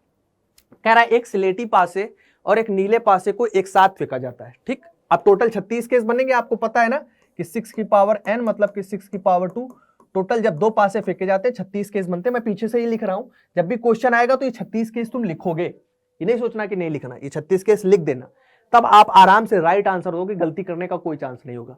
अब पहला क्वेश्चन इसमें क्या कह रहा है? कह रहा अंकों का योग जो है वो 8 हो, P 8 अंकों का, यही तो कह रहा है। कुल संभावित परिणाम लिखे जिसे इसकी क्या प्रायिकता है कि दोनों पासों पर संख्याओं का योग जो है वो 8 है। तो संख्याओं का योग 8 कहां मिल रहा था? देखो 8 कहां मिल रहा है, यहां पे। टोटल केस तो हमारे पास कितने होंगे सर? टोटल केस हमारे पास होंगे 36। अब 8 वाले अनुकूल परिणाम 8 कहां कहां पे मिल रहा है? 1, 2, 3, 4, 5, तो 5 बटे 36। ठीक, पहले पार्ट का आंसर हो गया। दूसरे में क्या कह रहा है कि 13 हो। 13 में मतलब टोटल परिणाम तो 36 ही रहेगा, टोटल को तो सोचना ही नहीं है, टोटल तो 36 रहेगा। हमें क्या चाहिए? 13। तो 13 कहां कहां पे भाई? 13 तो यार मिलेगा नहीं, सॉरी अंकों का जो योग हो सकता है, सीधी बात समझो, 13 भी ढूंढना है, अंकों का योग हो सकता है मैक्सिमम 12 हो सकता है। पहले पे 6, दूसरे पे 6, 6 से बड़ी संख्या थोड़ा किसी में, कभी 7 तो नहीं हमें प्राप्त होगा, तो कभी 7 तो मिलेगा नहीं, तो अंकों का योग 13 कैसे होगा? तो अंकों का योग हमेशा मैक्सिमम कितना हो सकता है? 12 अगर 2 पासे फेंके जा रहे हैं। इसने कहा कि स्लेटी और एक नीले रंग के पासे को फेंका जाता है, सभी संभावित परिणाम को लिखिए, इसकी क्या प्रायिकता है कि दोनों पासों की संख्याओं का योग 13 है। तो 13 तो योग कभी मिलेगा ही नहीं, क्योंकि हमें देखें तो एक भी केस में 13 नहीं, मतलब 13 तो हमें एक भी केस में नहीं मिलेगा, 0 केस है सिंपल। तो इसकी प्रायिकता क्या हो जाएगी? 0। असंभव घटना जिसे बोलते हैं, इसे हम असंभव घटना बोल सकते हैं कि 2 पासे फेंक दें और उनपे अंकों का योग कभी 13 आ सकता है? नहीं आ सकता, असंभव है ऐसा। तो सिंपल प्रायिकता क्या हो जाएगी? 0, क्योंकि योग मैक्सिमम 12 तक हो सकता था। ठीक है, तीसरा पार्ट कह रहा है प्रायिकता ज्ञात करो 12 से छोटी या उसके बराबर, तो 12 से छोटी या उसके बराबर में तो सारे केस आ जाएंगे, टोटल प्रायिकता उसकी 1 होगी। कैसे, देखो 12 से छोटे 35 केस बने थे, अभी हमने किया था 12 से कम के लिए 35/36 हो गया, और उसके बराबर भी बोल दिया, मतलब 12 भी ले सकते हो, तो 36 टोटल केस हो गए। तो टोटल 36/36, ये तो सर टोटल 36/36 मतलब कि 1 आ गया इसका आंसर। समझ गए ना, अच्छे क्वेश्चन हो गए कि टोटल अगर बोल दे कि 12 से कम या उसके बराबर, तो 12 से कम ही आएगा या उसके बराबर आएगा, तो simple 36/36 1 is the right answer. समझ गए ना, बात क्लियर सभी को। चले आगे, अब बात करते हैं जब अपने पास क्वेश्चन जो बनेगा थैले की गेंद पर, मतलब थैले पर आधारित क्वेश्चन है। थैले का मतलब क्या है, बात समझो कि मतलब आपके पास कोई एक बॉक्स है, उस बॉक्स में डिफरेंट डिफरेंट कलर की आपके पास बॉल्स हैं, मतलब कि ऐसा है कि कुछ गेंदें लाल हैं, कुछ पीली हैं, कुछ हरी हैं। अब आप उससे कोई अगर बॉल निकालते हो, मैंने आपसे कहा कि उससे बिना देखे एक बॉल निकालो, तो क्वेश्चन बनेगा कि एक पीली गेंद आने की क्या प्रायिकता है, या लाल गेंद आने की क्या प्रायिकता है, या 2 हरी गेंद आने की क्या प्रायिकता है। तो बस इसी पर क्वेश्चन बनता है, इसी की हम बात करेंगे, ठीक है।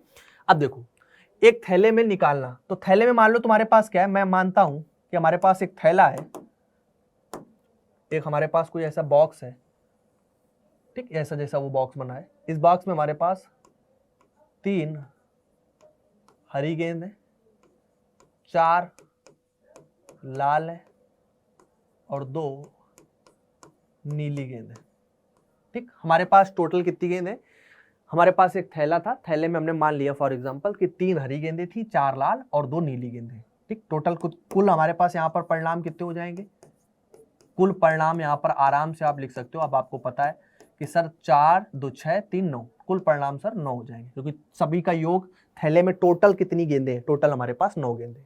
अब आपसे अगर हम प्रायिकता एक से क्वेश्चन बनाते हैं अपने मन से, मान लो हमने एक क्वेश्चन बनाया कि आपने एक गेंद निकाली और उसके लाल होने की प्रायिकता क्या है, कि आपसे मैंने कहा कि एक ऐसा करो, एक बॉल निकालो बिना देखे, और वो बॉल तुम्हारे हाथ में जब आई तो तुमने देखा कि उसके लाल होने की प्रायिकता क्या, कि बॉल जो तुमने निकाली थी वो लाल कलर की थी। तो कुल परिणाम तो सर 9 है, तो बट्टे में तो 9 ही रहेगा। लाल हमारे पास गेंद है, तो लाल गेंदें हैं कितनी सर, 4 गेंदें लाल, तो प्रायिकता कितनी हो जाएगी, 4/9। लाल में से लाल आ गई सिंपल, तो 4/9 हो गई, कोई दिक्कत नहीं। ऐसे ही आपसे अगर कोई पूछ दे पी हरी होने की प्रायिकता, तो टोटल तो 9 है, अब हरी हमारे पास कितनी है 3, तो 3/9 हो गई, मतलब कि 1/3 हो गई, कोई दिक्कत, क्योंकि जब हरी है वो 3 में से कोई भी एक हो सकती है, तो 3/9 हो गई। ऐसे ही आपसे अगर कोई पूछ दे पी नीली, तो टोटल तो 9 है, नीली हमारे पास 2 गेंदें हैं, तो 2/9 इसका राइट आंसर हो जाएगा, ठीक। उन दोनों में से कोई भी एक गेंद आ सकती थी, तो 2/9 इसका राइट आंसर हो जाएगा, ठीक। अब मान लो एक क्वेश्चन मैं और बनाता हूं, पी हरी ना हो। क्वेश्चन का मतलब यह है कि हमने तुमसे कहा कि एक बॉल निकालो इस डब्बे से, तुमने इस डब्बे में हाथ डाला, एक बॉल निकाला, और हमने कहा कि ये हरी ना हो, बाकी कोई भी हो जाए। हरी ना होने का मतलब है वो लाल हो सकती है, वो नीली हो सकती है, वो लाल और नीली हो सकती है, लेकिन हरी ना हो।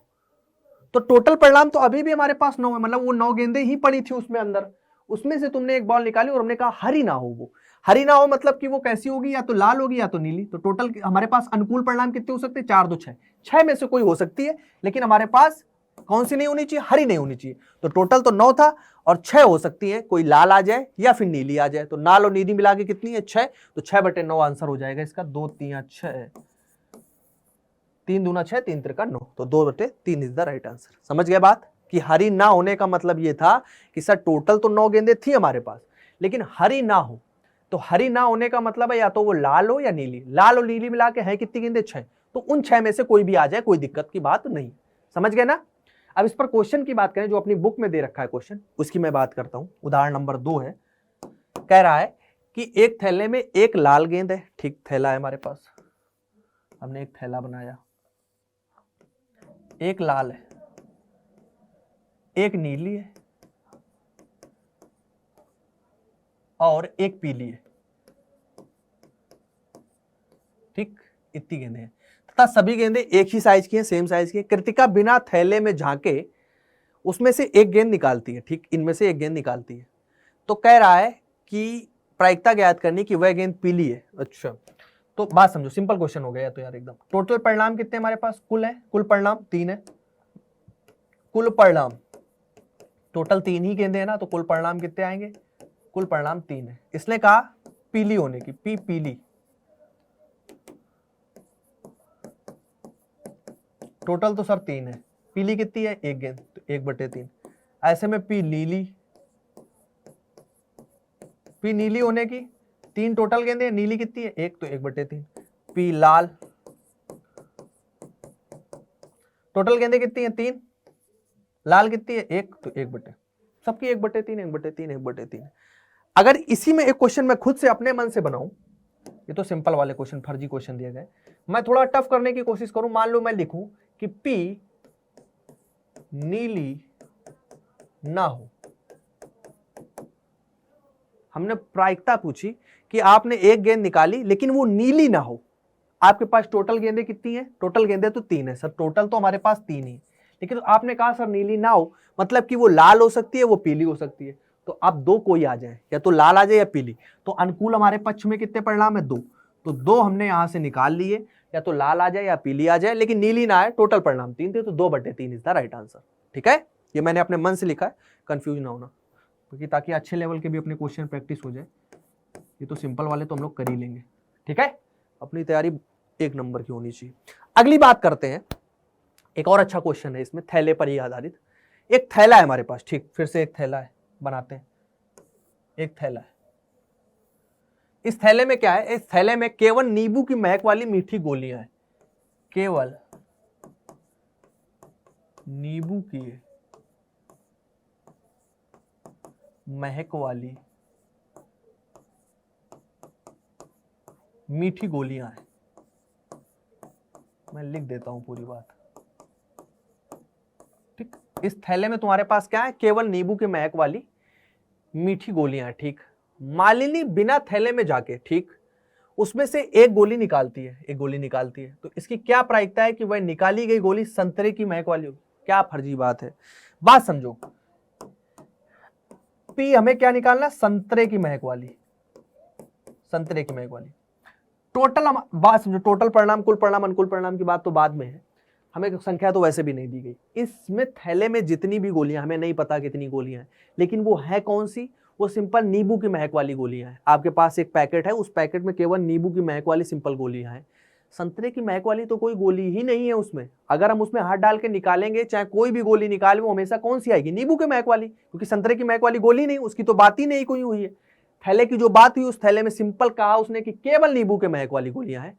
तो हम हाथ निकाल के कैसे संभावना है कि ये तो बात असंभव है ना कि वहां से संतरा आ जाए, जादू थोड़ा कर रहे हैं। वो तो पड़ी तो सामने ही है, गणित है ना, कि नीली हमारे पास नींबू के महक की गोलियां हैं और उससे हम गोली निकालते हैं तो नींबू के महक की ही निकलेगी, ना कि संतरे की निकलेगी। तो वो असंभव घटना है, तो इसकी प्रायिकता कितनी हो जाएगी? 0। कभी ऐसा नहीं होगा कि हम हाथ डाल के निकालें और संतरे की महक की आ जाए, हमेशा काहे की आएगी? नींबू के महक की। तो अगर आपसे नींबू के महक की गोलियां पूछे, जैसे सेकेंड पार्ट में पूछा है कि नींबू के महक की वाली गोलियां, तो उसकी प्रायिकता 1 है, क्योंकि हमेशा जब भी हम हाथ डालेंगे वो हमें नींबू के महक वाली ही गोली मिलेगी, जबकि संतरे की महक वाली कभी नहीं मिलेगी, क्योंकि उसमें गोलियां ही नहीं है संतरे की महक वाली। तो सिंपल संतरे की महक वालों की गोलियों की प्रायिकता 0, जबकि जब नींबू की महक की निकलेगी उसकी प्रायिकता 1 होगी। वो तो निकलेगी ही जब भी आप हाथ डालोगे, क्योंकि नींबू के महक की गोलियां ही है वहां पे, तो दूसरी गोली कैसे निकल सकती है? सीधी सी बात है, समझ गए बात को? तो संतरे के महक वाली जब निकालने की बात आ रही तो प्रायिकता 0। इससे संतरे की जगह कुछ भी लिख दे यार, आम की महक की लिख दे, तरबूज के महक की लिख दे, वो सबकी प्रायिकता 0 होगी। सिर्फ नींबू के महक की ही गोलियां निकलेगी, उसकी प्रायिकता 1 होगी। ठीक है, चले आगे। छठा क्वेश्चन हो गया। अब बात करते हैं 9वें क्वेश्चन की। एक्सरसाइज का ही क्वेश्चन चल रहा है, डिब्बे में हमारे पास उसी पर आधारित क्वेश्चन है। मैं सारे क्वेश्चन करा दूंगा जो क्वेश्चन है उसमें। ये तो घटना के आधारित पर जो मैंने अभी घटनाएं बता रहे हैं, इस पर सबसे ज्यादा चांसेस होते हैं 1 नंबर, 2 नंबर या 3 नंबर क्वेश्चन बनने पे। जो हमारे पास पासा फेंका जाता है, या सिक्का उछाला जाता है, या थैले से बॉल निकाली जाती है, या ताश की गड्डी से कोई पत्ता निकाला जाता है, इनको एक एक करके घटना डिस्कस कर रहे हैं। उसी के इंपॉर्टेंट क्वेश्चन जो एक्सरसाइज में दिए गए, जो मैं अपनी तरफ से एग्जांपल बना सकता हूं, वो मैं सारे क्वेश्चन आपको करा रहा हूं। इसके अलावा भी कुछ क्वेश्चन दिए गए हैं जो 14.2 में है, जो इनसे रिलेटेड नहीं, कोई नई घटनाओं की बात की गई, उनकी भी प्रैक्टिस हम आगे करेंगे। वो भी अच्छे अच्छे क्वेश्चन है, ठीक है, कंफ्यूज ना होना। अभी हम इसी की बात कर रहे हैं, थैले की ही बात करते हैं। कह रहे एक डिब्बे में 5 लाल कंचे हैं, ठीक है, एक डिब्बा है हमारे पास, ठीक। कह रहा है इसमें 5 लाल कंचे हैं, ठीक, 4 सफेद है, 4 सफेद है, ठीक, और 4 हरे, 4 हरे, इतने कंचे हैं। 5 4 9 4 13 टोटल हमारे पास कंचे हैं, जिसमें से 5 लाल हैं। अच्छा 8 सफेद थे।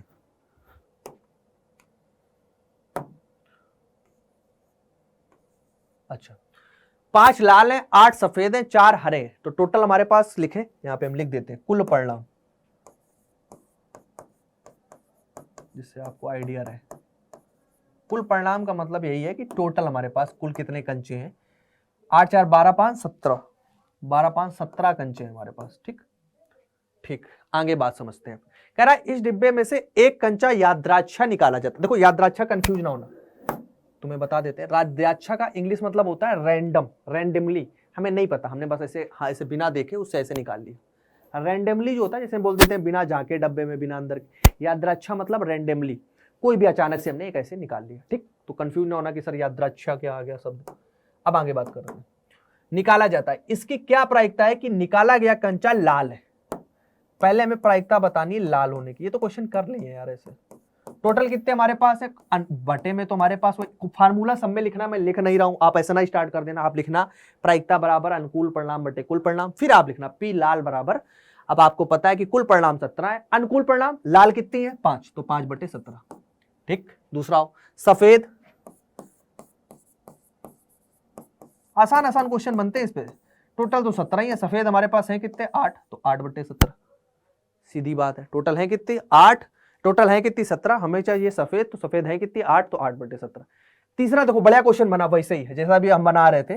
पी हरा नहीं, पी हरा नहीं है। अभी भी हमारे पास 17 ही परिणाम है, टोटल तो 17 ही है। ठीक, अब इसने क्वेश्चन किया कि हरा नहीं है, बात समझ रहे हो। हरा नहीं होने का मतलब क्या है कि या तो वो लाल है या सफेद है, मतलब 8 5 13 में से कोई भी हो सकता है, या तो वो 5 लाल हो सकती है या सफेद हो सकती है, लेकिन हरा नहीं। तो 8 5 13 बटे 17 इसका क्या हो जाएगा राइट आंसर। ठीक है, क्योंकि इसने बोला मैक्स कि हरा होना ही नहीं चाहिए, लाल हो जाए सफेद हो जाए। तो लाल हमारे पास है कितनी 5, सफेद है कितनी 8, तो 8 5 13 टोटल हमारे पास अनुकूल परिणाम है, बटे में 17 आ गया। समझ गए कंचों की बात। अब चलते हैं ताश के पत्तों की बात करते हैं। ठीक, इस पर प्यारे प्यारे क्वेश्चन बनते हैं। मैं थोड़ा सा शॉर्ट पे इंट्रोडक्शन दे देता हूं। किसी को ताश के पत्तों के बारे में पता होगा, बहुत बच्चों को नहीं पता होगा कि क्या क्या पत्ते होते हैं। हमें गणित के माध्यम से उपयोग करना है, तो हमें खेलना नहीं आना चाहिए। हमें सिंपल उन पत्तों के बारे में जानकारी होनी चाहिए कि क्या क्या चीजें होती हैं। ठीक, जिसको पता है कि ये चीजें होती है, जिसने देख रखा कोई दिक्कत नहीं, नहीं देख रखा तो जितना काम की चीज है वो मैं बता देता हूँ, और आपके माइंड में एक इमेज बन जाएगी कि ये चीजें होती हैं। ठीक है, बाकी उससे ज्यादा कंफ्यूज ना होना कि सर हमें इसके लिए खेलना आना चाहिए, ऐसा कुछ नहीं, आराम से ऐसे समझ में आ जाएगा। ठीक है, टोटल हमारे पास पत्ते जो होते हैं ताश में 52 पत्ते होते हैं, 52 पत्ते होते हैं। ठीक, इन 52 पत्तों में ये हुकुम के पत्ते होते हैं, दिख रही होगी फोटो, इनको हुकुम बोलते हैं। ठीक, ये ईंट होती है। ठीक, ये हमारे पास पान होती है। 4 प्रकार के बेसिकली पत्ते होते हैं, और ये चिड़ी होती है। ठीक, हमारे पास हुकुम को जो पत्ते होते हैं वो 13 होते हैं, 13 ही हमारे पास ईंट के पत्ते होते हैं, 13 ही हमारे पास पान के पत्ते होते हैं, और 13 ही हमारे पास चिड़ी के पत्ते होते हैं। टोटल 52 पत्तों में 13 हमारे पास हुकुम के पत्ते, 13 ईंट के पत्ते, 13 पान के पत्ते, और 13 चिड़ी के पत्ते होते हैं। सब 13 13 13 13 होते हैं। ठीक, अब कुछ इसमें इंपॉर्टेंट बातें वो मैं लिखता हूं यहाँ पर अलग पेज पे। ठीक, टोटल पत्ते हमारे पास कितने हैं 52, लिखता हूं मैं 52 पत्ते हैं। जो चीजें हमें पता होना चाहिए, जिस पर क्वेश्चन बनेंगे। ठीक, इन 52 पत्तों में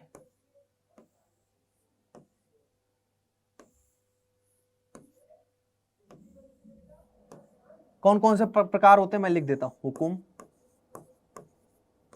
चिड़ी, पान और ईंट।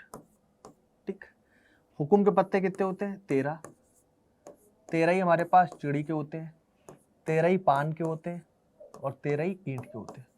एक और इंपॉर्टेंट बात, जो हुकुम और चिड़ी के पत्ते होते हैं ये कैसे होते हैं काले। 13 ये हुकुम के और 13 ये चिड़ी के, ये कैसे होते हैं काले पत्ते होते हैं। इनका रंग कैसा होता है काला, तो इसको काला भी कभी क्वेश्चन आएगा कि काला पत्ता निकलने की प्रायिकता। तो काले कितने हो गए 13 और 13 मिलकर 26 पत्ते। ठीक, क्योंकि 13 हमारे पास चिड़ी के, 13 हुकुम के काले, तो टोटल 26 हो गए। ऐसे ये हमारे पास जो होते हैं पान और ईंट के, पान के और ईंट के वो कैसे होते हैं, लाल, तो ये हमारे पास होते हैं सर लाल। तो लाल 13 ये मिलकर कितने हो गए, 26 हमारे पास पत्ते लाल हो गए। सीधी सी बात हो गई, ये बेसिक सी बात हो गई। अब इसमें कुछ खास पत्ते कौन कौन से होते हैं, खास पत्ते ये होते हैं कि 4 हमारे पास इक्के होते हैं, ठीक, 4 हमारे पास बादशाह होते हैं, ठीक, 4 हमारे पास बेगम होती हैं,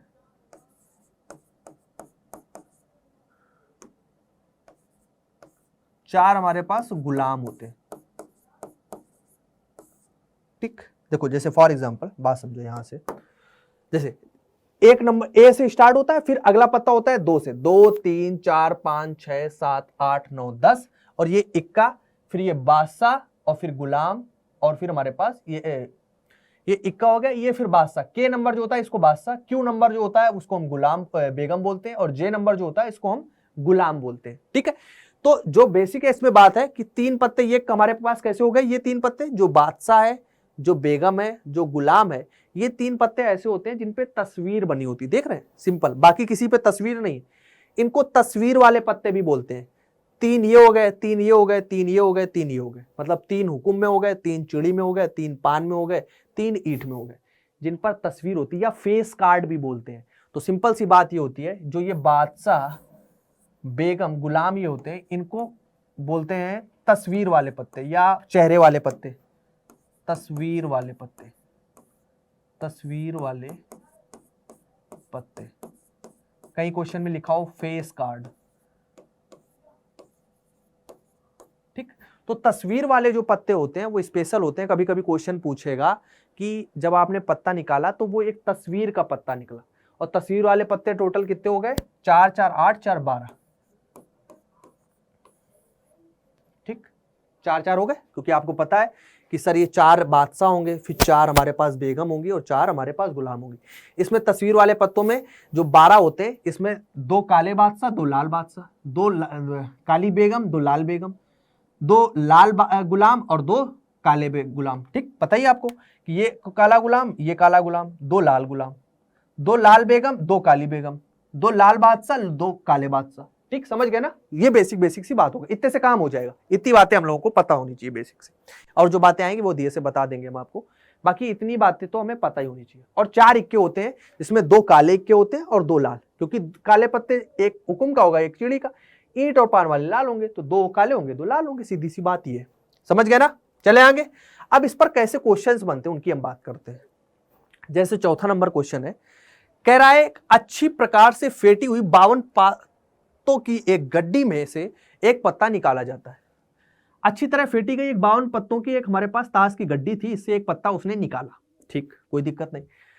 पहला क्वेश्चन इसका है, अब हमें पता है कि ताश के पत्तों की बात होती है, कुल परिणाम हमेशा 52 होंगे, क्योंकि उसमें पत्ते कितने होते हैं, 52।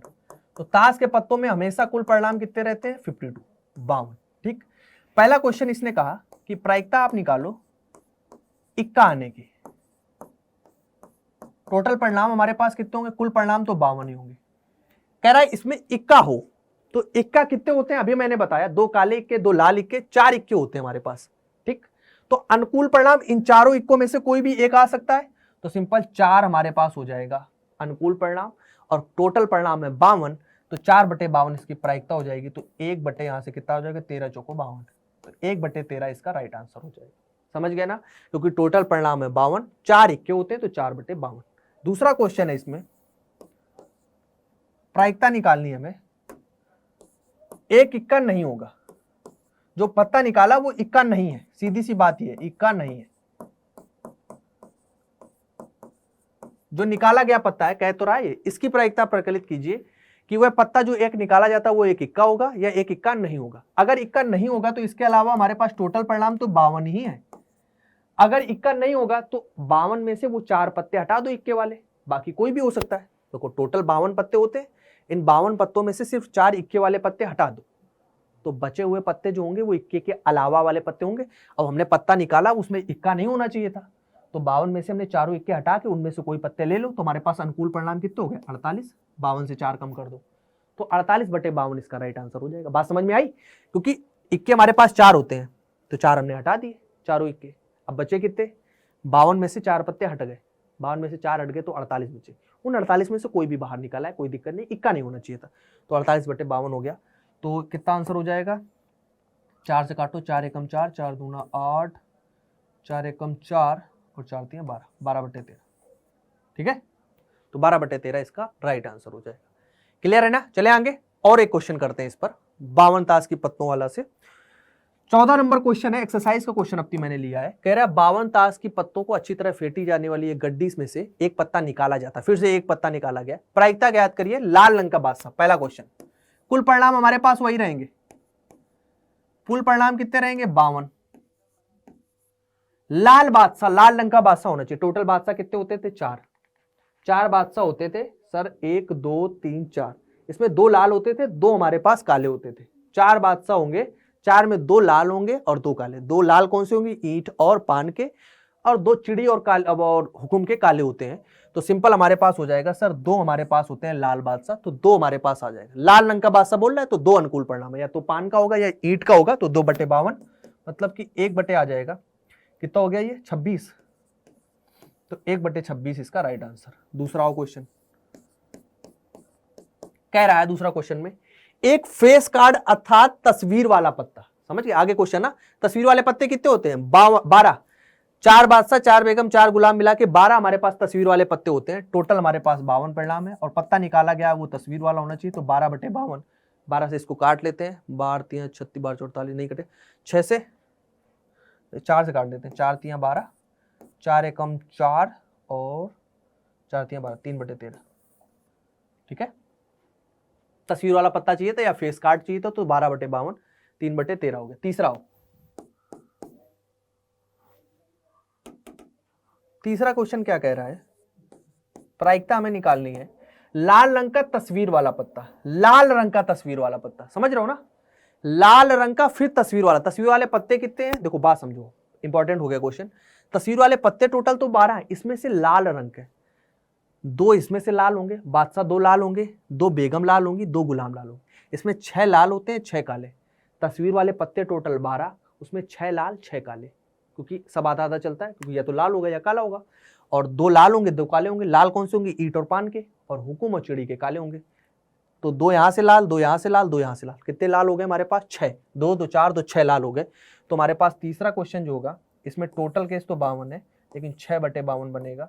तो यहां से हो गया 3 दूना 6 और 3 एकम 3, 3 से नहीं जाएगा ना, 4 से जा, 2 से काट दो, फिर 2 3 6, 2 एकम 2 और 2 दूना 4, 2 दूना 4, 2 छंग 12, 3/26। ठीक है, चौथा क्वेश्चन कह रहा है पान का गुलाम। बहुत बढ़िया, टोटल तो अभी भी हमारे पास 52 है, उसके लिए कुछ सोचना नहीं। पान का गुलाम चाहिए।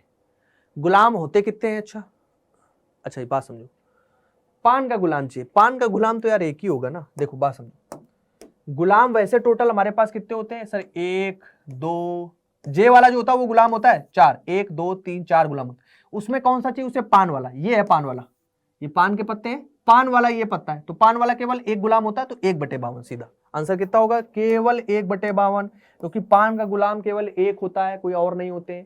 गुलाम 4 होते हैं, लेकिन उसमें से पान का तो केवल 1/52। अगर उसी में कह दे ईंट का गुलाम 1/52, चिड़ी का गुलाम 1/52, हुकुम का गुलाम 1/52, तो इन सबकी प्रायिकता 1/52। चौथा हो गया। चले पांचवें पर, इसमें पत्ते के सारे क्वेश्चन लगभग कवर हो जाएंगे। अच्छा क्वेश्चन है ये। 5वां नंबर कह रहा है हुकुम का पत्ता। टोटल तो हमारे पास 52 ही होंगे, कोई दिक्कत नहीं। हुकुम का पत्ता, हुकुम के कितने होते हैं? देखो 13 हुकुम के होते हैं, 13 चिड़ी के, 13 पान के, 13 ईंट के। आपसे पूछ दे ईंट का पत्ता 13/52, पान का पत्ता 13/52, चिड़ी का पत्ता 13/52, हुकुम का पत्ता 13/52। तो काय का पूछा है? हुकुम का। हुकुम का मतलब कि 13/52। 13 हमारे पास हुकुम के पत्ते होते हैं, 52 टोटल। तो 13 कम 13 3 26 3 39, 13 चौको 52, 1/4, 1/4 इसका राइट आंसर हो जाएगा। ठीक, अंतिम क्वेश्चन, छठा क्वेश्चन कह रहा है एक ईंट की बेगम। फिर से प्रायिकता वही हो जाएगी। बेगम तो 4 होती, लेकिन ईंट की केवल 1 होती। जैसे हमारे पास ये था अभी क्या का गुलाम था, पान का गुलाम था। वैसे ही एक ईंट की बेगम का क्वेश्चन है कि ईंट की बेगम तो सर एक ही होगी, बेगम 4 होती है लेकिन उसमें ईंट वाली केवल एक होगी, तो 1/52 इज द राइट आंसर। ठीक है, बात समझ में आ गई सभी को? कोई डाउट हो तो बताओ। किसी क्वेश्चन में डाउट लगे एक बार पीछे करना, पत्तों के बारे में देखना, फिर क्वेश्चन देखना, समझ में आ जाएगा। कभी ऐसा नहीं होगा कि नहीं समझ में आएगा। बैक करके थोड़ा सा 10-5 सेकंड वापस करके देख लिया करो, टेक्नोलॉजी है अपने पास, आराम से पूरी चीजें क्लियर हो जाएंगी। ये बात हो गई पत्तों के बारे में। एक और पत्ते का क्वेश्चन दिया हुआ है, ये बहुत प्यारा क्वेश्चन है, इसमें सारी चीजें पत्ते के बारे में क्लियर हो जाएंगी यहां से, फिर पत्ते का कॉन्सेप्ट खत्म हो जाएगा हम लोगों का। पत्ते का एक और क्वेश्चन है, 15वां नंबर क्वेश्चन देखो क्या कह रहा है। कह रहा है ताश के 5 पत्तों में, इस बार 52 टोटल पत्ते नहीं है। देखो इसने क्या कहा, ताश के 5 पत्ते हैं हमारे पास, मतलब उस 52 में से केवल 5 अपने पास रखे, उन्हीं की बात करेंगे। तो कुल परिणाम इस बार 5 ही रहेंगे, क्योंकि पूरी गड्डी नहीं ली है इसने। वो लिखता है हर बार जबकि 52 ताश के पत्तों की गड्डी में, इस बार लिखा ताश के 5 पत्ते ईंट का दहला, गुलाम, बेगम, बादशाह और इक्का को पलट करके अच्छी तरह फेंटा जाता है। मतलब 5 पत्ते लेकर फेंटा है उसने, तो 5 ही पत्ते, कुल परिणाम 5 होंगे। कौन कौन से पत्ते हैं लिख लेते हैं एक बार। हमारे पास है ईंट का दहला, ईंट का दहला, दहला मतलब समझ रहे 10 नंबर है, ईंट का 10 नंबर वाला पत्ता है। गुलाम, बेगम और बादशाह, ठीक, इतने पत्ते हैं। बादशाह एक और होगा और इक्का है। ये टोटल 5 पत्ते हैं, 1 2 3 4 5। हमें ये नहीं पता कि इक्का कौन सा है, कि चिड़ी का है, कि ईंट का है, कि पान का, बस एक इक्का है, कोई ये नहीं पता हमें। बादशाह ऐसे हमें नहीं पता कौन सा बादशाह है, लेकिन एक बादशाह है। बेगम, एक बेगम है, एक गुलाम है। दहले में हमें ये पता है कि ईंट का दहला है, बस दहला नहीं, उसमें ईंट का स्पेसिफिक पता है। तो 1 2 3 4 5, तो सिंपल कुल परिणाम कितने हो गए, 5। कुल परिणाम हो गए सर 5। अब क्वेश्चंस पे आते हैं, ठीक है।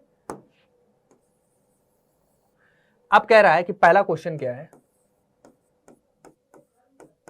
कह रहा है इसकी क्या प्रायिकता है कि वह पत्ता एक बेगम है। देखो पहले बात समझो, कुल परिणाम यहां पर कितना चलेगा, 52 ना लिख लेना, कोई 5 लिखेंगे, क्योंकि इस बार हमारे पास टोटल 5 ही पत्ते हैं और उसी से हम बात कर रहे हैं, उन्हीं के हम क्वेश्चंस की बात कर रहे हैं। हमने क्वेश्चन जो बनाया वो 5 ही पत्ते लेकर बनाया है, तो कुल परिणाम तो 5 है। अब क्वेश्चन की बात करते हैं कि वह पत्ता एक बेगम है। तो बेगम आने की प्रायिकता, ये देखो एक बेगम है, सिंपल एक ही बेगम तो है, एक बेगम है, 5 में से एक बेगम है, तो 1/5, 1/5 इसका राइट आंसर हो जाएगा। बेगम आ सकती है, ये एक बेगम है, 1/5 हो गया। दूसरा हो,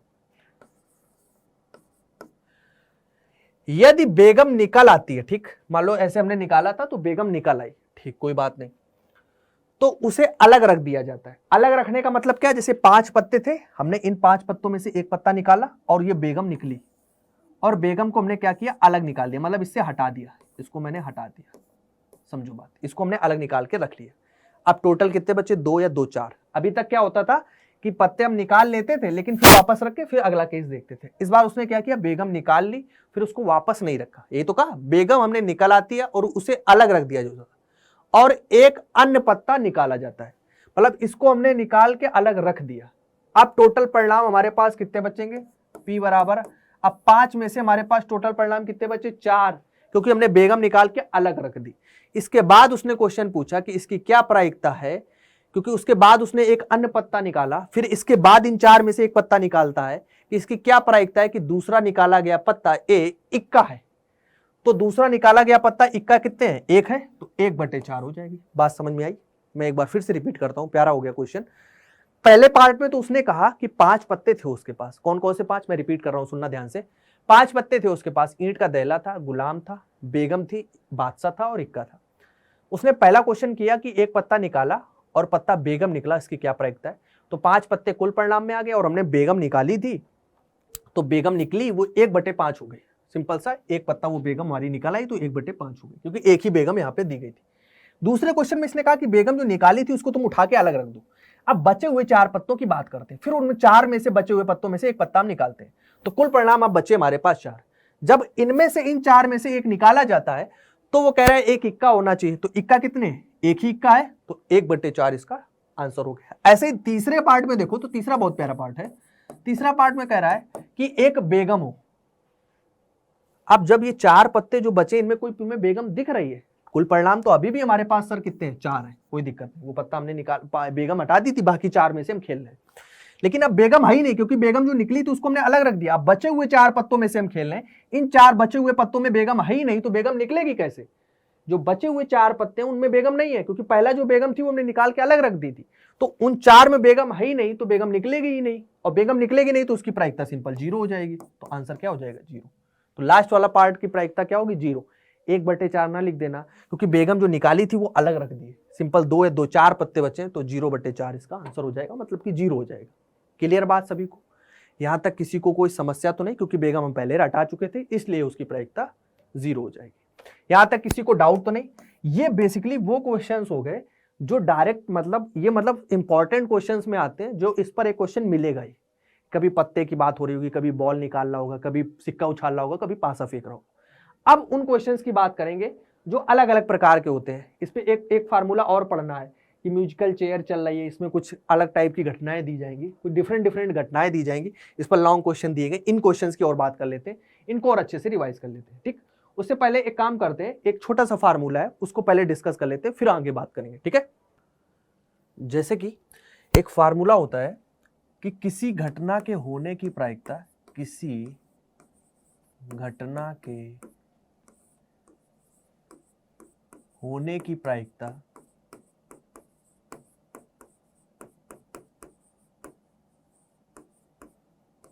प्लस किसी घटना के होने की प्रायिकता प्लस किसी घटना के ना होने की प्रायिकता, किसी घटना के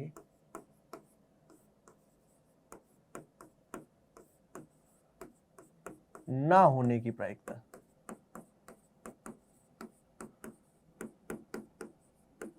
दोनों का जो योग होता है वो हमारे पास क्या होता है? 1 होता है। कि किसी घटना के होने की प्रायिकता और किसी घटना के ना होने की प्रायिकता का जो योग होता है वो हमारे पास क्या होता है? वो 1 के बराबर होता है बेसिकली। फॉर एग्जाम्पल, ये इस बात का मतलब क्या है? ये लाइन का मतलब ये है, इस पर डायरेक्ट क्वेश्चन आता है। इस लाइन की अगर हम बात करें, क्वेश्चन इस प्रकार का आता है, अगर हम बात करें कि जैसे कि फॉर एग्जाम्पल हमने मान लो एक सिक्का उछाला, हमने यहां से एक घटना लेते हैं, घटना कुछ भी हो सकती है, घटनाएं तो अनंत प्रकार की घटनाएं होती है, तो घटना तो कुछ भी हो सकती है। एक हम बेसिक घटना लेते हैं एक सिक्के उछालने की, कि आपने क्या किया, एक सिक्का उछाला। एक सिक्का उछालना एक घटना है, ठीक, एक सिक्का उछाला। तो इस सिक्के में अगर हम बात करें तो इस एक सिक्का अगर उछाला जाएगा तो 2 संभावनाएं हैं। ऐसे एक पासा उछाला जाता है तो 6 संभावनाएं होती है, 2 पासे उछाले जाते हैं तो 36 संभावनाएं होती है, 2 सिक्के उछाले जाते हैं तो 4 संभावनाएं आती हैं, मतलब जो टोटल परिणाम आते हैं। अब एक सिक्का उछाला गया तो 2 परिणाम आएंगे। ठीक, तो या तो आएगा हेड या आएगा टेल। अगर हम ये लिख लें कि हमारे पास एच जो है वो हेड आने की प्रायिकता को दर्शाता है, मतलब कि चित आने की प्रायिकता को दर्शाता है। एच किसको दर्शा रहा है? चित आने की प्रायिकता। तो आपको पता है कि चित आने की प्रायिकता कितनी हो जाएगी? 1/2 हो जाएगी, क्योंकि हेड और टेल टोटल परिणाम 2 और आना क्या है? हेड, 1 परिणाम, तो 1/2 इसकी टोटल प्रायिकता हो जाएगी। अगर इसी में हम आपसे कह दें, अगली प्रायिकता हम आपसे पूछ दें, क्या है? अगर हम अगली बार हम ये लिख दें कि चित आने की ना, मतलब चित ना आने की प्रायिकता अगर हम पूछ दें, जैसे चित आने की प्रायिकता 1/2 है, चित ना आने की प्रायिकता क्या होगी? ना अगर हम शब्द लगा दें, चित ना आने की प्रायिकता, तो चित ना आने की प्रायिकता का मतलब एक प्रकार से यही तो बोल रहा है कि चित नहीं आएगा। अगर एक सिक्का उछाला गया है, अगर उसको उछालने के बाद चित नहीं आया तो मतलब कि पट आया। चित ना आने की प्रायिकता का बेसिक मतलब यही है कि पट आया, इसका मतलब क्या है? कि पट आया। और तो इसकी प्रायिकता भी कितनी होती है? 1/2। पट आने की भी प्रायिकता 1/2 होती है। तो ऐसे ही हेड चित ना आने की प्रायिकता कितनी हो गई? 1/2। इसको हम दर्शाते हैं एच बार से, मतलब जो भी इसको अगर हमने एच माना है तो उसके ऊपर हम बार लगा देते हैं। किसी किसी बुक में अगर डैश लगा हो तो कंफ्यूज ना होना है, एच डैश भी लगा देते हैं ऊपर, लेकिन मैक्सिमम केस में आप देखोगे कि एच के ऊपर बार लगा देते हैं। कोई भी घटना है, ये घटना एच ली है, अगर कोई घटना ई होगी तो उसकी ना होने की प्रायिकता को हम कैसे दर्शाएंगे? ई बार से। ठीक, अगर कोई घटना के होने की प्रायिकता ई है तो उसके ना होने की प्रायिकता को हम उसके ऊपर बार लगा के क्या करते हैं? दर्शाते हैं। सीधी सी बात ही हो गई। अब यहां पर तुम देख सकते हो कि H प्लस H बार जो है वो मिलकर कितना हो रहा है? वो मिलकर 1 हो रहा है। मतलब H क्या है, चित आने की प्रायिकता, H बार क्या है, चित ना आने की प्रायिकता, दोनों का योग 1 हो रहा है। आप इसको आगे P भी लगा सकते हो, आगे हम ऐसा करते हैं P लगा देते हैं कि इससे ये समझ में आए कि प्रायिकता की बात हो रही है। ठीक, तो यहां से आपको दिख रहा होगा कि हेड आने की प्रायिकता और हेड ना आने की प्रायिकता दोनों का योग हमारे पास क्या होगा, दोनों का योग 1 के बराबर होगा। अब यहां पर हमने ऐसे एक सिक्के की बात की है, मतलब एक सिक्का उछाला गया। ऐसे अनंत प्रकार की घटनाएं होती है, हमने एग्जाम्पल के लिए एक लिया है, लेकिन सभी एग्जाम्पल्स में क्या होगा कि उसके होने और ना होने की प्रायिकताओं का योग हमेशा किसके बराबर होगा, 1 के बराबर होगा। ये इंपॉर्टेंट कथन है, इसको लिख लेना स्टार मार करके, कि किसी घटना के होने की प्रायिकता और किसी घटना के ना होने की प्रायिकता का जो योग होता है वो 1 के बराबर होता है। वही मैंने इसके माध्यम से समझाया कि अगर सिक्का उछाला जा रहा है तो उस पर या तो हेड आएगा या पट आएगा। जैसे चित्त आने की प्रायिकता अगर 1/2 है तो चित्त ना आने की प्रायिकता कितनी होगी, वो भी 1/2 होगी। मतलब कि पट आया होगा, पट का मतलब भी 1/2 होगी। दोनों का योग 1 के बराबर है। ऐसा हो सकता है पासा उछाला जाए तो मैं बोलूं कि पासे पर 1 आने की प्रायिकता कितनी है, तो पासे पर अगर हम ये बोले कि पासा अगर उछाला गया है, बात समझो एक बार और शॉर्ट में समझ लेते हैं कि अगर एक पासा उछाला जाता है, ठीक, एक पासा उछाला, उस पे 1 आने की प्रायिकता को अगर हम ये लिखें PE से दर्शाएं, 1 आने की प्रायिकता, तो 1 आने की प्रायिकता 1/6 लिखेंगे, क्योंकि कुल परिणाम एक पासे में 6 होते हैं और उस पे 1 आना है मान लो तो 1/6 लिखेंगे। अब अगली प्रायिकता हम ये लिखें कि 1 ना आने की प्रायिकता, 1 ना आने की प्रायिकता को अगर हम दर्शाएं, बात समझो अभी क्लियर हो जाएगा। 1 ना आने की प्रायिकता को हम ई बार से दर्शा रहे, मतलब उसका उल्टा। 1 आने की प्रायिकता 1/6 हो गई। अब हम कह रहे हैं 1 नहीं आए, 1 नहीं आए मतलब कि या तो 2 आ जाए या 3 आ जाए या 4 आ जाए या 5 आ जाए या 6 आ जाए। तो कितनी संभावना है बची, टोटल परिणाम तो अभी भी 6 है क्योंकि एक पासा उछाला जा रहा है, लेकिन 1 ना आए तो बचे की 5 संख्या है, तो वो 5 में से कोई भी आ जाए तो इसकी प्रायिकता कितनी हो जाएगी, 5/6।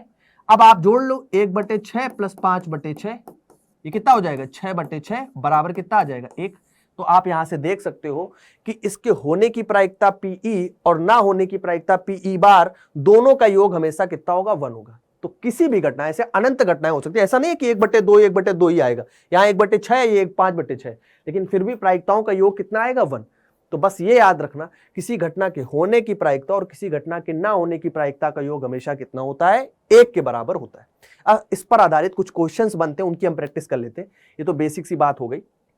क्वेश्चन कैसा बनता है, फॉर एग्जाम्पल एक उदाहरण नंबर 5 लिया है कह रहा है 2 खिलाड़ी संगीता और रेशमा टेनिस का एक मैच खेलते हैं। ठीक है, 2 खिलाड़ी है हमारे पास, संगीता और रेशमा 2 खिलाड़ी। यह ज्ञात है कि संगीता द्वारा मैच जीतने की प्रायिकता 0.62 है, संगीता के द्वारा। अगर संगीता को हम ऐसा करते हैं यस से दर्शा ले और रेशमा को हम आर से दर्शा ले, ठीक, तो संगीता के द्वारा मैच जीतने की जो प्रायिकता दी गई है, मतलब कि PS, वो हमारी दी गई 0.62। कह रहा रेशमा के द्वारा जीतने की प्रायिकता क्या होगी। ये हमें किसके द्वारा दी गई थी, ये हमें दी गई है संगीता के द्वारा, संगीता के द्वारा मैच जीतने की प्रायिकता, मैच जीतने की प्रायिकता, ठीक, ये हमें दी गई है। कह रहा है कि हमें ये बताना है, क्या बताना है, एक प्रकार से हमें PR बताना है कि रेशमा के द्वारा मैच जीतने की प्रायिकता क्या है। हमें यह बताना है, ये हमारे पास क्या है, रेशमा के द्वारा मैच जीतने की प्रायिकता, मैच जीतने की प्रायिकता लिखना है, ऐसे प्रॉपर लिखना ताकि स्पष्ट दिखे, समझ में आए कि क्या मतलब है। ठीक, यहां तक बात क्लियर है। PS हमें क्वेश्चन में दिया है कि संगीता अगर मैच जीतती है तो उसकी प्रायिकता इतनी है, रेशमा के द्वारा मैच जीतने की प्रायिकता हमें यहां से PR ज्ञात करनी है। अच्छा एक बात समझो, अगर रेशमा मैच जीत रही होगी तो इसका मतलब यही है कि संगीता मैच हार रही होगी। तो ये भी तो हम कह सकते हैं कि रेशमा के द्वारा मैच जीतने की प्रायिकता वो होगी, रेशमा के द्वारा मैच जीतने की प्रायिकता वो होगी कि संगीता मैच हार जाए, मतलब संगीता के द्वारा मैच ना जीतने की प्रायिकता। ठीक, तो PS हमें दिया गया है, अगर हम PS बार लिख लें तो सीधी सी बात ये हमारे पास क्या होगा, ये PR जो है वो एक्चुअली में हमारे पास किसके बराबर होगा, PS बार के। क्यों, बात समझ में आई, क्योंकि PR है रेशमा के द्वारा मैच जीतने की प्रायिकता। ठीक, अगर रेशमा मैच जीत रही होगी, क्योंकि 2 ही लोग खिलाड़ी मैच खेल रहे हैं, अगर रेशमा मैच जीत रही होगी तो संगीता हार रही होगी। अगर 2 लोग मैच खेल रहे हैं, हम और आप, अगर आप मैच जीत रहे होंगे तो हम हार रहे होंगे, या हम मैच जीत रहे होंगे तो आप हार रहे होंगे। ऐसे ही अगर संगीता के द्वारा मैच जीता जा रहा होगा तो रेशमा हार रही होगी। अब हमें यह बताना है कि रेशमा की मैच जीतने की प्रायिकता, मतलब रेशमा अगर मैच जीत रही होगी तो संगीता मैच हार रही होगी, और संगीता के मैच जीतने की प्रायिकता हमें दी गई है, तो PS बार अगर हम निकालें इसके द्वारा मैच ना जीतने की प्रायिकता, वही हमारे पास PR होगी। यहां पे हम लिख सकते हैं ये किसके बराबर है, रेशमा के द्वारा संगीता के द्वारा मैच हारने की प्रायिकता, मैच ना जीतने की प्रायिकता ऐसे लिखते हैं, तो ना शब्द से कंफर्म होगा, मैच ना जीतने की प्रायिकता। मैच ना जीतना मतलब कि हारना ही है। और ये अभी हमने पढ़ा कि मैच जीतने की प्रायिकता मतलब कि PS और प्लस PS बार बराबर होता है 1। मैच जीतने की प्रायिकता और मैच ना जीतने की प्रायिकता बराबर होती है 1 के। PS हमें दिया गया है, PS हमारे पास कितना है 0.62। PS बार आपको एक प्रकार से यही लिख सकते हो कि ये PR के बराबर है, क्योंकि जो अगर रेशमा मैच हार रही होगी, ये संगीता मैच हार रही होगी तो रेशमा जीत रही होगी, तो उसकी जगह हमने PR लिख दिया बराबर 1। तो PR बराबर कितना हो जाएगा, PR बराबर यहां से हो जाएगा 1 माइनस 0.62, मतलब आ जाएगा 0.38। वैसे हम डायरेक्टली भी कर सकते हैं, इतना लिखने की जरूरत नहीं पड़ेगी, लेकिन जब डिटेल में क्वेश्चन लिखोगे तो मार्क्स नहीं कटेगा, और प्रॉपर ऐसे ही लिख के आना है। हम ये जानते हैं कि अगर 2 खिलाड़ी मैच खेल रहे हैं, सीधी बात समझो, मैं अगर डायरेक्ट बताना चाहूं, 2 खिलाड़ी मैच खेल रहे हैं तो PS और PR, तो दोनों की प्रायिकताओं का योग हमेशा 1 के बराबर होगा। अगर 2 खिलाड़ी खेल रहे हैं तो 2 ही खिलाड़ी हैं, या तो ये जीतेगा या ये जीतेगा, तो दोनों खिलाड़ियों की प्रायिकताओं का योग 1 होगा। एक का हमें दिया है, मान लो PS का PR का निकालना है, तो 1 माइनस करके निकाल सकते हैं डायरेक्ट, लेकिन उससे वो चीज अंतर नहीं स्पष्ट होगा, लेकिन इससे डिटेल में चीजें स्पष्ट हो जाएंगी कि कैसे क्या चल रहा है, मतलब क्या है क्वेश्चन का। बात समझ गए सारे लोग इस क्वेश्चन को, कोई डाउट तो नहीं। अब बस 5, 6, 7 क्वेश्चन बचे हैं मुश्किल से, इंपॉर्टेंट जो डिफरेंट टाइप के क्वेश्चन है, वो तो क्वेश्चन हमने कर लिए। ये थोड़े यूनिक टाइप के क्वेश्चन है, इस प्रकार के क्वेश्चन बनते हैं एग्जाम में, इसलिए मैं ये क्वेश्चन टॉपिक कंप्लीट करा रहा हूं, और इसके जितने भी इंपॉर्टेंट क्वेश्चन दिए हैं वो मैं सारे कराऊंगा। एनसीईआरटी ने खुद स्टार मार्क कर रखे हैं, देखना ये देखो 10 के ऊपर स्टार लगा है, ये एनसीईआरटी ने बुक ने मार्क कर रखा है, मतलब ये इंपॉर्टेंट है क्वेश्चन, एनसीईआरटी ने खुद बोल रखा है, ये देखो स्टार मार्क है। ये जिनके ऊपर स्टार मार्क है ना, ये सब स्टार मार्क वाले क्वेश्चन है, ये मैं सारे ही कराऊंगा, ताकि जितने भी इंपॉर्टेंट क्वेश्चन है अपने सारे कवर हो जाए। बस थोड़े से आधे घंटा और लगेगा, सारे फिनिश हो जाएंगे। आसान से है, बस एक बार समझना है। क्लियर हो गई बात सभी को? ये क्वेश्चन सभी को क्लियर है ना, किसी को डाउट तो नहीं? चलते हैं अगले क्वेश्चन पे। अगला क्वेश्चन देखो क्या कह रहा है। अगला क्वेश्चन कह रहा है कि सविता और हामिद 2 मित्र हैं, ठीक, इसकी क्या प्रायिकता है कि दोनों एक जन्मदिन भिन्न भिन्न हो। अच्छा, दोनों के जन्मदिन भिन्न भिन्न हो, बहुत प्यारा क्वेश्चन, इंपॉर्टेंट क्वेश्चन है। मैं स्टार्ट करता हूं पहले पार्ट से। कह रहा है कि सविता और हामिद हमारे पास 2 मित्र हैं, इसकी क्या प्रायिकता है कि दोनों के जन्मदिन भिन्न भिन्न हो।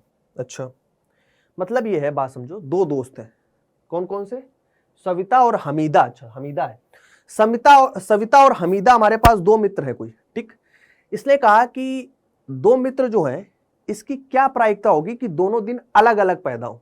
मतलब ऐसा है कि साल में 365 दिन होते हैं, इसने बाद देखो आगे लिखा है लीप का वर्ष, लीप ईयर को छोड़कर, क्योंकि लीप ईयर में क्या होता है 29 दिन की हमारे पास फरवरी हो जाती है, तो 366 दिन हो जाते हैं, तो लीप ईयर को छोड़ दो, कह रहा 365 दिन ही लेते हुए चलो, कोई एक्सेप्शनल केस ना लेते हुए चलो, सिंपल 365 दिन होते हैं, ठीक। कह रहा 365 दिन में अगर सविता और हामिदा किसी भी दिन पैदा होते हैं, लेकिन किसी भी दिन पैदा हो जाए लेकिन सेम डे को पैदा ना हो, 365 दिन, मान लो ये हमारे पास सविता एक दिन कोई दिन पैदा हो गई, किसी भी दिन पैदा हो गई, जनवरी से लेकर दिसंबर तक किसी भी दिन, किसी भी महीने में किसी भी दिन पैदा हो गई, तो हमीदा उसी दिन नहीं पैदा होनी चाहिए। यही तो कहा उसने कि दोनों के जन्मदिन भिन्न भिन्न हो, मतलब जन्म डेट जो हो हमारे, उनके जन्म का दिन जो हो वो अलग अलग होना चाहिए। ऐसा नहीं है कि जिस दिन वो पैदा हुई उसी दिन वो पैदा हो जाए। तो सिंपल सी बात समझो, इसको कैसे लिखेंगे। अब देखो, अगर मान लो कि तुम सविता एक दिन पैदा हो गई, हमें नहीं पता किस दिन पैदा हो गई, वो 365 में से किसी भी दिन पैदा हो सकती है, हो गई मान लो वो। अब हमीदा की हम बात करते हैं, अभी बात समझाएंगे क्यों हम सविता की बात नहीं कर रहे। अब सविता को हमने मान लिया कि 365 दिन थे, उसमें किसी भी दिन पैदा हो गई, कोई दिक्कत नहीं। अब हम हमीदा की बात कर रहे हैं, तो हमीदा के पास कितनी चॉइस बचेगी। देखो हमारे पास प्रोबेबिलिटी का फार्मूला क्या होता है, हम प्रायिकता का जो एक्चुअल फार्मूला लिखते हैं वो हमारे पास होता है सर अनुकूल परिणाम अनुकूल परिणाम बटे कुल परिणाम, यही तो लिखते हैं, यही लिखते हैं। फर्स्ट पार्ट की बात करें तो अगर हमीदा के बाद हम बात करें टोटल कुल परिणाम तो 365 दिन है, क्योंकि हमारे पास 365 दिन है हमारे पास। अब सविता हमारी पैदा हो चुकी है, किसी भी दिन पैदा हो गई, दिन में हमें नहीं पता, 365 दिन में किसी भी दिन पैदा हो गई, तो हमीदा के पास कितनी चॉइस बचेगी? सिर्फ 365 में से वो दिन हटा दो जिस दिन सविता पैदा हुई है, बाकी सारे दिन किसी भी दिन पैदा हो सकती है। तो 365 में से एक ही दिन तो हमारी सविता पैदा हुई होगी, तो सविता का वो दिन हटा दो और हमीदा 365 में से वो एक दिन छोड़ के 364 किसी भी दिन पैदा हो सकती है। तो सविता के हमारे पास पैदा होने के पास चॉइस कितनी हो जाएंगी? 364। तो पहले पार्ट का हमारे पास आंसर क्या हो जाएगा? इसका प्रोबेबिलिटी का आंसर हो जाएगा, मैं लिख देता हूं, P बराबर लिख देता हूं, पहला पार्ट क्या हो जाएगा? 364/65। समझ में आई बात? क्यों? एक इंपॉर्टेंट बात और कि किसी को यह लगे कि सर सविता के बारे में क्यों बात नहीं की, सिर्फ हमीदा के बारे में बात की कि हमीदा 364 में किसी दिन पैदा हो जाए, सविता के बारे में बात नहीं की, और 365 में से किसी भी दिन 364 में पैदा हो जाए। हमने हमीदा की सविता की बात इस वजह से नहीं की क्योंकि सविता को हमने मान लिया कि पहले पैदा हुई, तो सविता के पास हमारे पास अभी भी कुल परिणाम तो हमारे पास 365 थे, लेकिन सविता के पास अगर देखो तो चॉइस कितनी थी? उसके पास 365 में से किसी भी दिन पैदा हो सकती थी, तो वो 365 में से किसी भी दिन पैदा हो सकती थी। कुल परिणाम भी 365 थे और वो 365 में से किसी भी दिन पैदा हो सकती थी। गुणा करके ये कितना आ जाता? 1, और 1 का इस चीज में अगर हम गुणा भी करेंगे तो भी वैल्यू सेम रहेगी। किसी भी चीज का 1 से गुणा करोगे तो ये चीज तो बदलेगी नहीं। तो इस वजह से सविता की बात नहीं की गई। इसके पीछे का कॉन्सेप्ट ये कि सविता को हमने मान लिया कि 365 में से वो किसी भी दिन पैदा हो गई है, किसी भी एक दिन पैदा हो गई है। अब बात आती है हमारे पास हमीदा के पास कि वो उस दिन पैदा ना हो, तो सिर्फ सविता वाला वो एक दिन हमने हटा दिया, बचे 364 दिन। उस 364 में हमने 365 से डिवाइड कर दिया क्योंकि 365 हमारे पास कुल परिणाम है। अब उसके पास चॉइस 364 रह गई, एक चॉइस हट गई जिस दिन सविता पैदा हुई थी। ठीक, बात समझ में आ गई? गुणा एक इस वजह से नहीं दर्शाते क्योंकि सविता के पास जो चॉइस थी वो 365 दिन की चॉइस थी, वो किसी दिन पैदा हो सकती थी। ठीक, हम इसको उल्टा भी सोच सकते हैं कि हमीदा को पहले पैदा हो गई तो वो 365/65 हो जाएगी, तो सविता दूसरे दिन होगी तो 364/365 हो जाएगी। दोनों बातों का मतलब सेम है, तो आंसर इसका क्या होगा? आंसर इसका हो जाएगा 364/365। बात क्लियर सभी को? प्यारा क्वेश्चन है, थोड़ा सा लॉजिक लगाना है, बाकी आसान है। दूसरा पार्ट पे चलते हैं।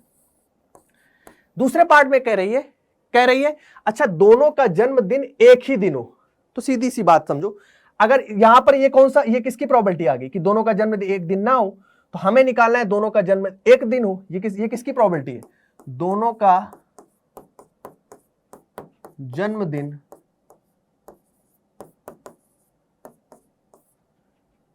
भिन्न भिन्न हो। ये किसकी प्रोबेबिलिटी आई है? भिन्न भिन्न हो, कि दोनों के जन्मदिन भिन्न भिन्न हो। अब हमें निकालनी किसकी है? हमें निकालनी है कि दोनों का जन्मदिन जो हो वो एक ही दिन हो। ये तो कह रहा है दोनों का जन्मदिन एक ही दिन हो, तो दोनों का जन्मदिन भिन्न भिन्न हो और दोनों का जन्म एक दिन हो, दोनों की प्रायिकताओं का योग 1 होगा। होना और ना होना, किसी घटना के होना और ना होने की प्रायिकता का योग 1 होता है, अभी हमने पढ़ा।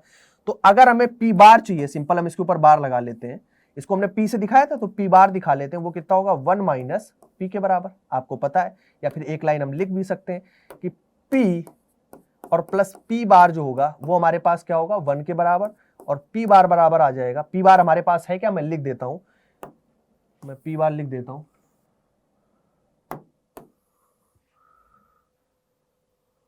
दोनों के जन्मदिन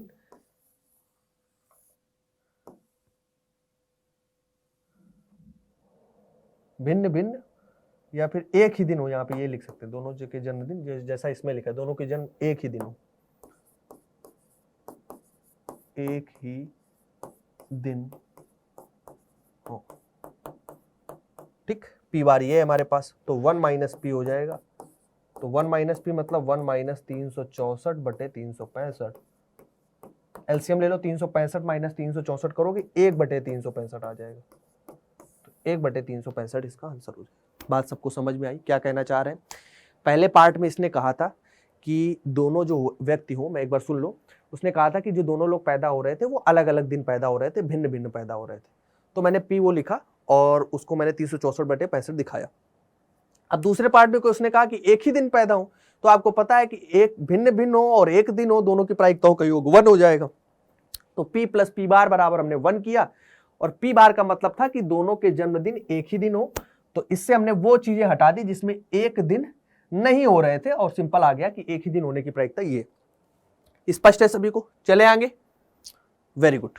चलते हैं अगले क्वेश्चन पे। ये छठा नंबर उदाहरण हो गया। अब हम लोग अगले एक्सरसाइज की बात कर रहे हैं, जो हमारे पास लास्ट एक्सरसाइज है 14.2, उनके क्वेश्चंस की बात कर रहे हैं, उनके उदाहरण की बात कर रहे हैं। अब अगला एक्सरसाइज का क्वेश्चन से पहले एक उदाहरण का और क्वेश्चन है, आसान क्वेश्चन है। जितना ये लिखा है गंदा सा उतना ही अच्छा क्वेश्चन है। स्टार इसमें इस मार्क है क्योंकि लैंग्वेज थोड़ी वैसी है, बाकी क्वेश्चन आसान है। कह रहा है एक म्यूजिकल चेयर खेल में, म्यूजिकल चेयर खेल के बारे में पता है? आप लोगों ने खेले होंगे, वैसे इस टाइप का नहीं खेला होगा तो कुछ लोगों ने वैसा खेला भी होगा। म्यूजिकल चेयर का मतलब ये होता है कुछ चेयर्स रखी जाती हैं, ऐसे गोला बना के कुछ चेयर्स रख दी जाती हैं। ठीक, हम लोग गांव में कुछ डिफरेंट टाइप से खेलते थे, कुछ भी रख लेते थे, ईंटें रख लेते थे, उस पर बैठना होता था। ऐसे आप थोड़ा सा अच्छे लेवल में खेलते हैं तो उसमें क्या होता है कि वो चेयर्स रख लेते हैं, चेयर्स रख लिए और एक साउंड बजाते हैं, म्यूजिक एक बजाते हैं। ठीक, और जब वो म्यूजिक बजता है तो जैसे 5 लोग दौड़ रहे हैं उस चेयर के आसपास, तो चेयर कितनी होगी? 4। हमेशा मतलब लोग जो होंगे वो एक ज्यादा होता है, मतलब जितनी चेयर है उससे एक लोग ज्यादा होगा। तो इधर म्यूजिक बजता है, फिर म्यूजिक जैसे ही बंद होता है तो चेयर्स पे बैठना होता है, तो हमेशा एक आदमी बाहर होता चला जाता है, तो लास्ट में जो बचता है वही जीतता है। ऐसा कुछ फिलहाल में गेम होता है, ऐसा कुछ मतलब उसका यूज नहीं, मतलब बता दिया कि आपको पता होना चाहिए क्या मतलब है। एक म्यूजिकल चेयर गेम खेला जा रहा था। जो महिला संगीत बजा रही थी उसे सलाह दी गई थी, अच्छा जो बजा रहा था, जो गाना चला रहा था, उसे यह सलाह दी गई थी कि वह संगीत प्रारंभ करने के 2 मिनट के अंदर कभी भी संगीत बंद कर दे। मतलब यह था कि जो ऐसा है कि जब वो दौड़ रहे होंगे तो 2 मिनट का मौका होगा उस महिला के पास कि 2 मिनट के अंदर ही उस संगीत को बंद करें ताकि वो लोग बैठे। ऐसा नहीं कि वो चलता ही रहे संगीत, तो दौड़ ही रहे वो लोग। 2 मिनट का टाइम था कि 2 मिनट के अंदर वो कभी भी बंद कर सकती है। दौड़ना स्टार्ट किया, उसके बाद 2 मिनट के अंदर में, मैक्सिमम 2 मिनट तक चलेगा, उसके बाद वो बंद हो जाएगा। ठीक, बंद कर दे तो उसके बाद कह रहा है तो इसकी क्या प्रायिकता है कि संगीत प्रारंभ होने के पहले आधे मिनट के अंदर बंद हो जाए। अच्छा समझो, बात कह रहा है, मैं प्रायिकता का फार्मूला हम लोग लिखते हैं। प्रायिकता बराबर हम लोग क्या लिखते हैं? प्रायिकता बराबर हम लिखते हैं अनुकूल परिणाम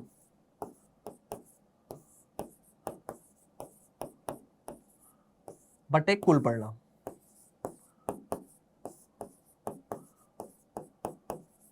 देखो यहां पर कुल परिणाम कितना है? कुल परिणाम मतलब कि टोटल उसके पास संभावना टाइम कितना है? 2 मिनट का उसके पास टाइम है कि 2 मिनट के अंदर वो कभी भी बंद कर सकती है। वो आधे मिनट पे, वो 1 मिनट पे, वो 1.5 मिनट पे, वो 2.25 मिनट, 2.25 मिनट पे तो नहीं जाएगी, 2.25 मिनट बोल सकते हैं। कुल परिणाम जो उसके पास है टोटल, उसके पास कितनी है? वो 2 मिनट का है कि 2 मिनट के अंदर कभी भी बंद कर ले। उसके बाद उसने कहा कि जो संगीत प्रारंभ होने के पहले आधे मिनट में बंद करने की क्या संभावना। तो अनुकूल परिणाम क्या हो गया? वो आधा मिनट। 2 मिनट टोटल टाइम है और आधा मिनट के अंदर उसे बंद करना है। कह रहा है उस बात की हमें संभावना या प्रायिकता बतानी है कि संगीत प्रारंभ होने के पहले आधे मिनट के अंदर बंद हो जाएगा। तो आधे मिनट के अंदर बंद हो जाए तो बटे हमारे पास अनुकूल परिणाम में क्या आ जाएगा? ये आधा मिनट। आधा मिनट हमारा अनुकूल परिणाम है जिसमें बंद होना चाहिए। टोटल हमारे पास टाइम 2 मिनट है, यही इसका आंसर है। 2 ऊपर चला जाएगा तो 1/4 आ जाएगा। प्रायिकता 1/4 है। क्वेश्चन आसान है, एक लाइन का क्वेश्चन है, बस थोड़ी लैंग्वेज कंफ्यूजिंग लगती है, इस वजह से क्वेश्चन इंपॉर्टेंट है, इसलिए स्टार मार्क कर रखा है उसने कि क्वेश्चन आपको पता है कि 2 मिनट कुल परिणाम था, अनुकूल परिणाम हमारे पास आधा मिनट है, 1/4 इसका राइट आंसर है। क्लियर? चले आगे, सिंपल है क्वेश्चन, वैसे कोई दिक्कत नहीं। अब चलते हैं अगले क्वेश्चन पे, 11वां क्वेश्चन। ये थोड़ा प्यारा क्वेश्चन है, कुछ नया सीखने को मिलेगा, स्टार भी मार्क है इस पे भी, इंपॉर्टेंट क्वेश्चन है, हम भी स्टार 1 मार्क कर देते हैं। क्वेश्चन देखो क्या कह रहा है। क्वेश्चन कह रहा है कि एक लापता हेलीकॉप्टर के बारे में सूचना मिलती है। ठीक, एक हेलीकॉप्टर लापता हुआ है, उसके बारे में एक सूचना मिलती है कि वह आकृति 14.2, ये आकृति 14.2, ये क्वेश्चन में गिवन है, में दर्शाए आयताकार क्षेत्र में कहीं गिर गया। ये आयताकार क्षेत्र दिख रहा है, ये आयताकार क्षेत्र है, इसमें कहीं हेलीकॉप्टर हमारा गिर गया है।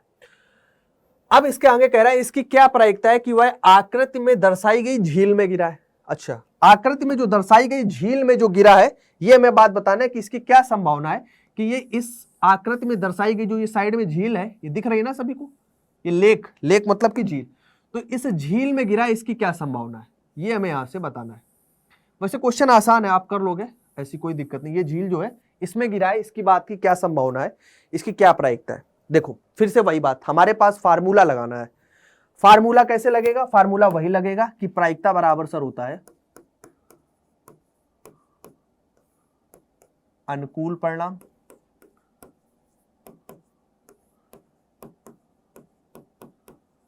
बटे कुल परिणाम। अच्छा, यहां पर अनुकूल परिणाम हमारे पास क्या होगा? अनुकूल परिणाम हमें कहां पे बताना है? हमें बताना है कि झील में गिला हो, तो अनुकूल परिणाम हमारा झील है और कुल परिणाम हमारे पास पूरा ये आयताकार शेप है कि इस पूरे आयताकार में कहीं गिरा है, ये तो हमें पता है, लेकिन जहां पे हमें पता करना है वो है लेक, कि क्या संभावना है कि लेक में गिरा हो। तो अनुकूल हमारे पक्ष में क्या है? लेक मतलब कि झील। तो हमारे पक्ष में है झील का परिणाम और कुल परिणाम या आयताकार पूरा हमारे पास एरिया हो जाएगा। तो झील का एरिया निकाल लो, बटे में कुल एरिया लगा दो, आंसर आ जाएगा। लंबाई चौड़ाई सारी चीज दी गई है, देखो कैसे। अब आपको पता है कि टोटल ये 9 है, ये हमारे पास 4.5 है, दिख रहा है ना, ये 9 है, ये 4.5 है। तो कुल परिणाम में हमारे पास क्या हो जाएगा? यहाँ पे लिखते हैं प्रायिकता, इसको हमने अगर P से दर्शाते तो P बराबर क्या हो जाएगा? कुल परिणाम। कुल परिणाम में मतलब पूरा आयताकार, यहाँ पे हम लिख देते हैं एक बार, ऐसा करते हैं, लिख देते हैं प्रायिकता। कुल परिणाम में क्या आ जाएगा? आयताकार क्षेत्रफल, आयताकार क्षेत्रफल, क्षेत्रफल में गिरेगा। अब एरिया हमें यहां बताना पड़ेगा, सिंपल एरिया की बात करनी पड़ेगी। तो इस आयताकार क्षेत्रफल ले लो, ऊपर झील का क्षेत्रफल ले लो, झील का क्षेत्रफल, ठीक। आयताकार क्षेत्रफल बटे झील का क्षेत्रफल हमारे पास क्या हो जाएगा? यहां पर इसका आंसर बनेगा, ठीक। अब बात करते हैं, तो P बराबर क्या हो जाएगा? आयताकार क्षेत्रफल कितना हो जाएगा? आयताकार क्षेत्रफल है सर, इसकी लंबाई तो टोटल है हमारे पास 9 और चौड़ाई है 4.5। अच्छा, झील का कैसे निकलेगा? झील में देखो, झील का देखो हमें दिया नहीं गया था, लेकिन निकाल लोगे। तुम्हारे पास ये टोटल 9 है, ये 6 है, तो ये कितनी हो जाएगी? 3। ये 3 किलोमीटर की झील हो जाएगी इधर, ठीक, क्योंकि टोटल 9 था, ये 6 है, तो ये 3 बची। ऐसे ये हमारे पास टोटल 4.5 है, ये देखो 4.5 है, ये 2 है, तो ये कितनी बची? 2.5 और 2 मिलकर 4.5 हो जाएगा, ये 2.5 किलोमीटर बची। तो ये भी आयताकार है, तो ये भी आयताकार है, तो इसका भी क्षेत्रफल क्या होगा? लंबाई गुणे चौड़ाई, ये भी 2.5, इधर भी 2.5, इधर 3, इधर 3, तो इसका भी लंबाई गुणे चौड़ाई हो जाएगा। तो ये हो गया हमारे पास 3 गुणे 2.5, दशमलव से दशमलव हट गया, 3 त्रिका 9 हो गया, ठीक, 55 25, 5 9 45 हो गया, बस 5/27 हो जाएगा, और तो कुछ है नहीं। 5/27 इज द राइट आंसर। इसकी प्रायिकता कितनी आ जाएगी? 5/27। ऊपर बचेगा 5, नीचे बचेगा 9 का 18, 9 27, ठीक है, ये इसका आंसर हो जाएगा। क्वेश्चन आसान है, वैसे देखने में थोड़ा सा वैसा है, कुछ नई चीजें हैं कि कैसे पता लगेगा इसमें प्रायिकता का क्या उपयोग है, वो उपयोग तुम्हें समझ में आ रहा है, प्रायिकता की संभावना यहां पर तुम्हें चांस नजर आ रहे हैं, ठीक है। चले आगे, बढ़िया क्वेश्चन था। अगले क्वेश्चन पे चलते हैं। अगला क्वेश्चन हमारे पास है, ये भी प्यारा क्वेश्चन है, 17 नंबर, एक नए टाइप का क्वेश्चन है, इस टाइप का क्वेश्चन भी बनता है, स्टार मार्क करो इसे भी। कह रहा है कि 20 बल्बों के एक समूह में 4 बल्ब खराब है। अच्छा, हमारे पास टोटल कितने बल्ब हैं? ऐसे केस में आपको ऐसे ही लिखना है, आप ऐसे लिखोगे कि 20 बल्ब थे। इस 20 बल्ब में कह रहा है कि हमारे पास 4 बल्ब खराब है, 4 हमारे पास खराब बल्ब है, ठीक, 4 खराब बल्ब है। अगर 20 में 4 खराब है मतलब कि 16 अच्छे बल्ब है, ठीक, सीधी सी बात है, 4 खराब है तो 16 अच्छे हैं। ये बात हमें अपने कॉमन सेंस से हम बता सकते हैं कि सर अगर 20 बल्ब हैं तो 4 उसमें अगर खराब है तो 16 सीधी बात है कि अच्छे होंगे। कह रहा है इस समूह में से एक बल्ब यादृच्छा निकाला जाता है। एक बल्ब उसने रैंडमली निकाल लिया, अचानक से उसने 20 बल्ब ऐसे मान लो एक पोल्ट्री में थे, उससे एक बल्ब उसने निकाला। अब कह रहा है इसकी प्रायिकता ज्ञात कीजिए कि यह बल्ब खराब होगा। पहले पार्ट की हम बात करते हैं। कह रहे हैं इसकी क्या प्रायिकता है कि यह बल्ब हमारे पास खराब होगा। P से इसकी हम प्रायिकता को दर्शाते हैं। टोटल बल्ब हमारे पास कुल परिणाम कितने हैं? 20। और कह रहा बल्ब खराब होगा तो खराब बल्ब है 4, 4/20 हो गया सीधा आंसर। 4/20 मतलब कि 4 पंचे 20, 1/5 इसका राइट आंसर हो गया, ठीक, कोई दिक्कत तो नहीं। कुल बल्ब हमारे पास 20, अनुकूल परिणाम खराब परिणाम में हमारे पास, क्योंकि हमें खराब चाहिए, बल्ब खराब है, 4 है खराब, तो 4/20 सिंपल सा आंसर हो गया। दूसरे पार्ट की बात करते हैं। दूसरे पार्ट में कह रहा है कि मान लीजिए कि निकाला गया बल्ब खराब नहीं था। अच्छा, अब उसने कहा कि निकाला जो बल्ब आपने रैंडमली एक बल्ब जो अभी पहले पार्ट में निकाला था, मान लीजिए पहले पार्ट के अनुसार कह रहा है, मान लीजिए फर्स्ट में जो निकाला गया बल्ब था, जो आपने पहले बल्ब निकाला था, वो खराब नहीं था। खराब नहीं था मतलब कि अच्छा था, सीधी सी बात ये। मतलब कि सेकेंड केस लिए के लिए अगर सिनेरियो समझा जाए, ये अगर फर्स्ट केस का सिनेरियो हो गया, तो सेकेंड केस में सिनेरियो ये हो गया कि आपके पास अब एक बल्ब तुमने निकाला, यही तो कहा उसने कि बल्ब निकाला गया और बल्ब खराब नहीं था, और ना ही उसे दोबारा बल्बों के साथ मिलाया जाता है। मतलब जब तुमने बल्ब ऐसे निकाला और वो तुमने देखा कि खराब नहीं है, मतलब कि बल्ब अच्छा था, और उसको तुमने दोबारा वहां नहीं रखा, उसको अलग कर लिया, मतलब कि हमारे पास अब बल्ब कितने बचे? 19 बल्ब, क्योंकि एक बल्ब तो हमने निकाल लिया। लेकिन हमें यह भी पता है सर कि बल्ब जो हमने निकाला है वो खराब नहीं है, मतलब कि खराब वाले चारों अभी वहीं पे हैं। खराब वाले चारों बल्ब अभी हमारे पास कहां पे पड़े? उसी पोटरी में पड़े। लेकिन जो हमने बल्ब निकाला था वो अच्छा था, मतलब कि 15 बल्ब हमारे पास अब अच्छे वाले बचे हैं, क्योंकि अच्छा वाला एक हमने निकाल लिया और उसे हमने वापस नहीं रखा। अगर वापस नहीं रखा तो बल्ब हमारे पास अच्छे वाले कितने बचे हैं? 15, क्योंकि पहले 16 थे। एक बल्ब हमने अच्छा वाला निकाल लिया। तो कह रहा है, अब बात बताओ आगे, अब शेष बल्बों में एक एक बल्ब निकाला जाता है। अब जो बचे हुए बल्ब बचे हैं, बचे हुए बल्ब का मतलब एक बल्ब जब तुमने निकाल लिया वो अच्छा था, उसको तुमने हटा दिया, खराब नहीं था मतलब अच्छा था, उसको हटा दिया। अब जो शेष 19 बल्ब बचे उससे तुमने एक बल्ब यादृच्छिक निकाला, तो इसकी क्या प्रायिकता है कि वह बल्ब खराब नहीं होगा? अब उसकी प्रायिकता बतानी है कि वो खराब नहीं होगा। अब हमारे पास टोटल परिणाम कितने हैं? इसकी प्रायिकता को भी हम ऐसे पी से ही दिखा ले रहे हैं, कोई दिक्कत नहीं है। अब हमारे पास टोटल परिणाम 19 बचे, क्योंकि अब बल्ब हमारे पास 19 है। लेकिन अब कह रहा है कि जो ये बल्ब निकाला गया वो खराब नहीं है। अगर वो बल्ब खराब नहीं है, इस बात का मतलब है कि बल्ब अच्छा है। अगर वो बल्ब खराब नहीं है मतलब कि बल्ब कैसा है? अच्छा है। अगर बल्ब अच्छा है तो अच्छे बल्ब हैं कितने? अब 15 बचे, 16 नहीं लिख लेना, क्योंकि एक अच्छा बल्ब हम हटा चुके हैं, तो कितने बचे हैं? 15। तो 15/19 इज द राइट आंसर। अच्छा क्वेश्चन था ये, ठीक है। थोड़ा सा दिमाग लगाना है कि पहले एक बल्ब कम करना है 20 में से, वो 19 बचेगा, और जो बल्ब कम होगा वो अच्छा वाला बल्ब कम होगा, क्योंकि उसने कहा था वो खराब नहीं तो अच्छा वाला कम हुआ।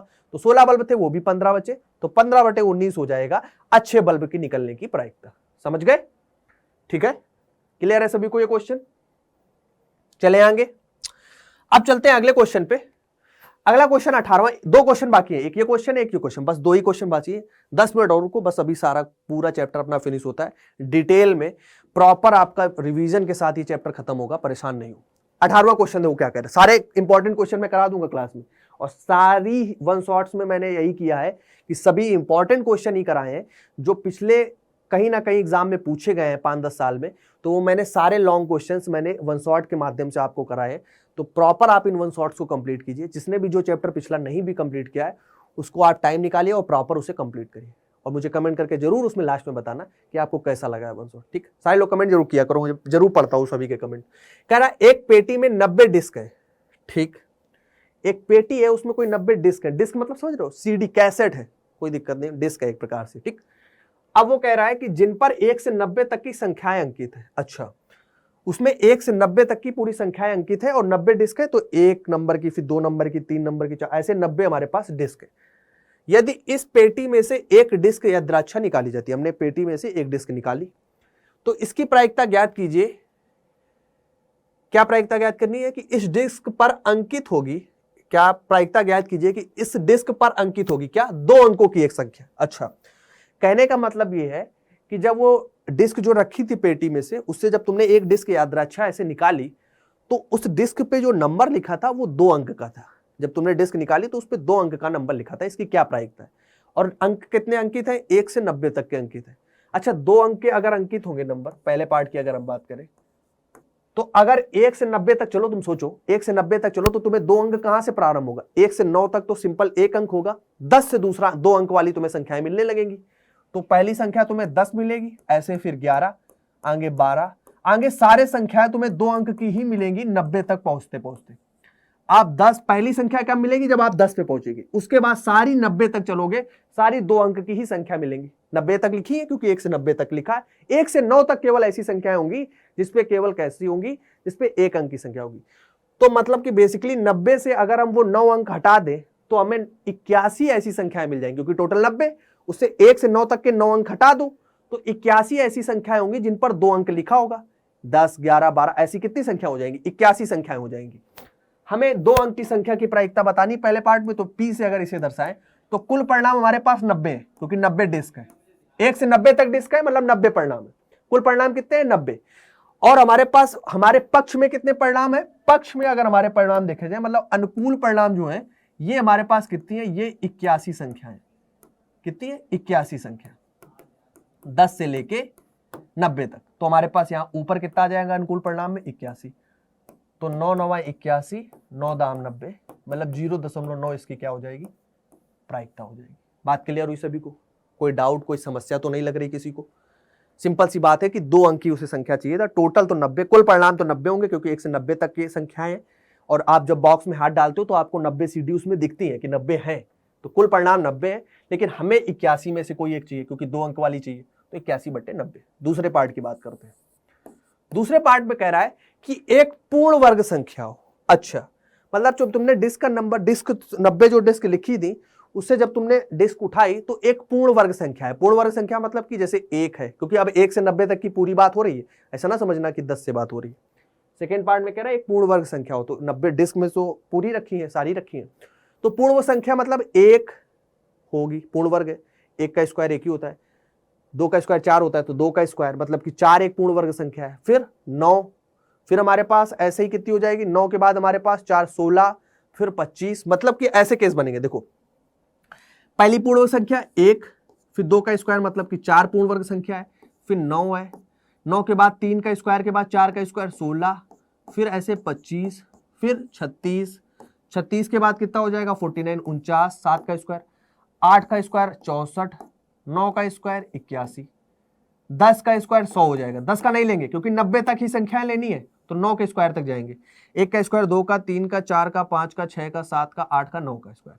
ये सारी पूर्ण वर्ग संख्याएं, सारी पूर्ण वर्ग संख्याएं 1 2 3 4 5 6 7 8 9। तो इसके मतलब है इसकी प्रायिकता कितनी हो जाएगी, P बराबर, अगर इसकी प्रायिकता अगर हम लिखें तो सर इसमें टोटल परिणाम तो अभी भी हमारे पास 90, 1 से 90 तक, लेकिन हमारे पक्ष में कितनी है, 2 2 4 2 6 2 8 1 9, तो 9/90 मतलब कि 1/10 मतलब 0.1, यही तो होगी 0.1 इसकी प्रायिकता हो जाएगी। ये हो गया दूसरा पार्ट। अब चलते हैं तीसरे पार्ट पर। तीसरे पार्ट में कह रहा है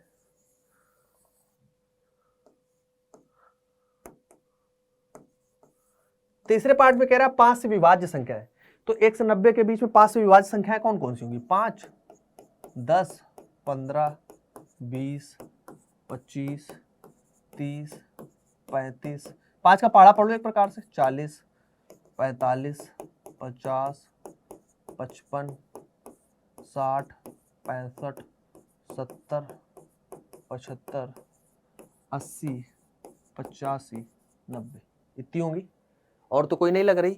1 2 3 4 5 6 7 8 9 10 11 12 13 14 15 16 17 18, 18 संख्याएं ऐसी होंगी जो 5 से विभाजित होंगी। तो 18 अनुकूल परिणाम है, प्रायिकता वही होगी कि कुल परिणाम हमारे पास 90 है, अनुकूल परिणाम हमारे पास 18 है, तो 18 पंचे 90, 1/5 इसकी प्रायिकता आ जाएगी।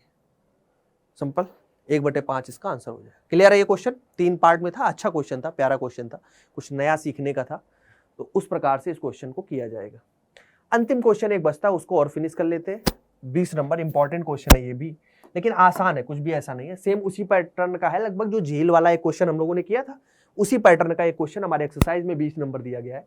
कह रहा है कि मान लीजिए एक पासे को इस आकृति 14.6 में दर्शाए गए आयताकार में या द्राक्षा रूप से गिराया जाता है। मतलब ये है कि हमारे पास एक पासा है और पासे को हमने क्या किया, इस आयताकार जो ये शेप है जिसकी हमारे पास ये 2 मीटर की चौड़ाई और 3 मीटर की लंबाई है, इस पर हम फेंकते हैं। इसी पासे के मतलब इसी आयताकार शेप के अंदर ही वो पासा रहना चाहिए, यही बात कह रहा है। तो क्या इसकी क्या प्रायिकता है कि वह पासा 1 मीटर व्यास वाले वृत्त पर अंदर गिरेगा। कुल परिणाम में हमारे पास ये आयताकार शेप है कि आपने पासा फेंकना है, वो इस आयताकार शेप में रहना चाहिए, ये तो कुल परिणाम है, इसी में हम फेंक रहे हैं। याद द्राक्षा कहां फेंक रहे हैं, इस आयताकार शेप में। अब वो प्रायिकता उस चीज की पूछ रहा है कि इस आयताकार शेप में जो 1 मीटर व्यास वाला ये तुम्हारे पास जो एक ये वृत्त है ना, ये 1 मीटर व्यास का जो तुम्हारे पास ये वृत्त है, ये हमारे पास क्या दिया गया, पूरा दिया गया 1 मीटर, ये हमारे पास व्यास है, ये इसका व्यास दिया गया। 1 मीटर व्यास वाले इस वृत्त में अगर वो गिरेगा तो इसकी क्या प्रायिकता है। सिंपल सा क्वेश्चन है, आप कैसे करोगे, वही काम करोगे। आपको पता है कि सर हम लिखते हैं प्रायिकता बराबर कुल परिणाम, अरे अनुकूल परिणाम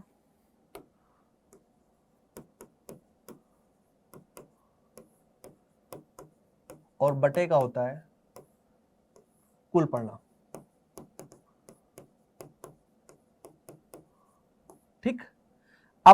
यहां पर अगर हम देखें तो हमारे पास कुल परिणाम क्या है, कुल परिणाम है तुम्हारे पास आयताकार क्षेत्रफल जो है,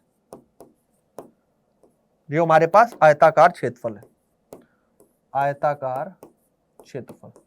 और अनुकूल जिसमें हमें चाहिए वो हमारे पास है 1 मीटर व्यास वाले वृत्त, तो वृत्त का क्षेत्रफल हमारे पास क्या है, अनुकूल परिणाम में है।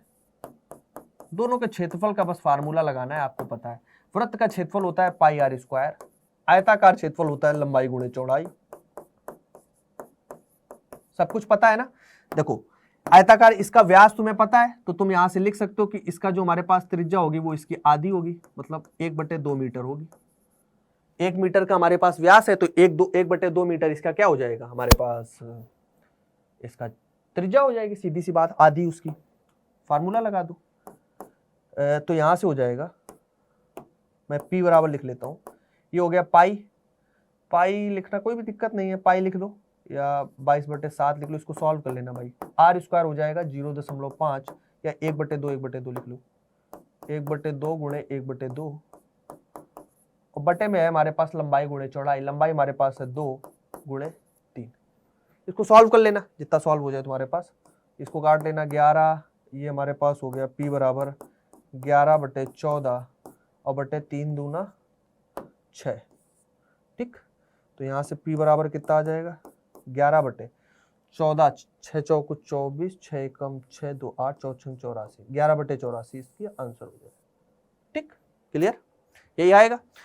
ऊपर मैंने क्या किया, देखो पाई की वैल्यू रख दी, पाई आर स्क्वायर होता है वृत्त का क्षेत्रफल, तो पाई आर स्क्वायर, पाई की वैल्यू 22/7, आर त्रिज्या है 1/2 गुणे 1/2 हो गई, नीचे लंबाई हमारे पास 2 मीटर और 3 मीटर है आयताकार की, तो 2 3 6 हो गए, ये 2 से इसको काट दिया 11, तो 11/7 दूना 14, 4 6 84, तो 11/84 इसकी प्रायिकता आ जाएगी। ठीक है, क्लियर, कैलकुलेशन चेक कर लेना, बाकी इतना ही था।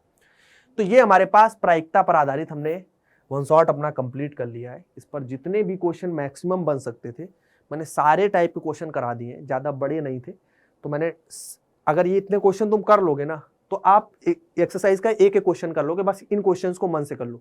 आप फिर किसी भी बुक से पढ़ रहे हो, मैं ये नहीं कह रहा कि मैंने एनसीईआरटी कराया, आपने एनसीईआरटी अगर ये वाले क्वेश्चंस लगा लिए तो आपके किसी बोर्ड में हो सकता है, स्कूल में आपके, आप एमपी बोर्ड से पढ़ रहे हो, आप बिहार बोर्ड से पढ़ रहे हो, आप राजस्थान बोर्ड से पढ़ रहे हो, छत्तीसगढ़ बोर्ड से पढ़ रहे हो, झारखंड बोर्ड से पढ़ रहे हो, अलग अलग बोर्ड के बच्चे होंगे।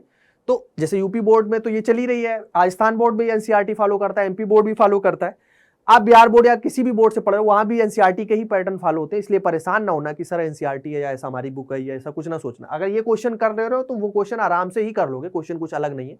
तो सारे लोग इन क्वेश्चंस को ट्राई करना, प्रॉपर इसको रिवीजन के तौर पर लेना, आप एक बार में ही लेक्चर इसको रिवाइज करने की कोशिश करना, ताकि आपकी अच्छी से आदत हो सके कि आपको कैसे एग्जाम में बैठना है। ठीक है, तो अपना आज का लास्ट वन शॉट था।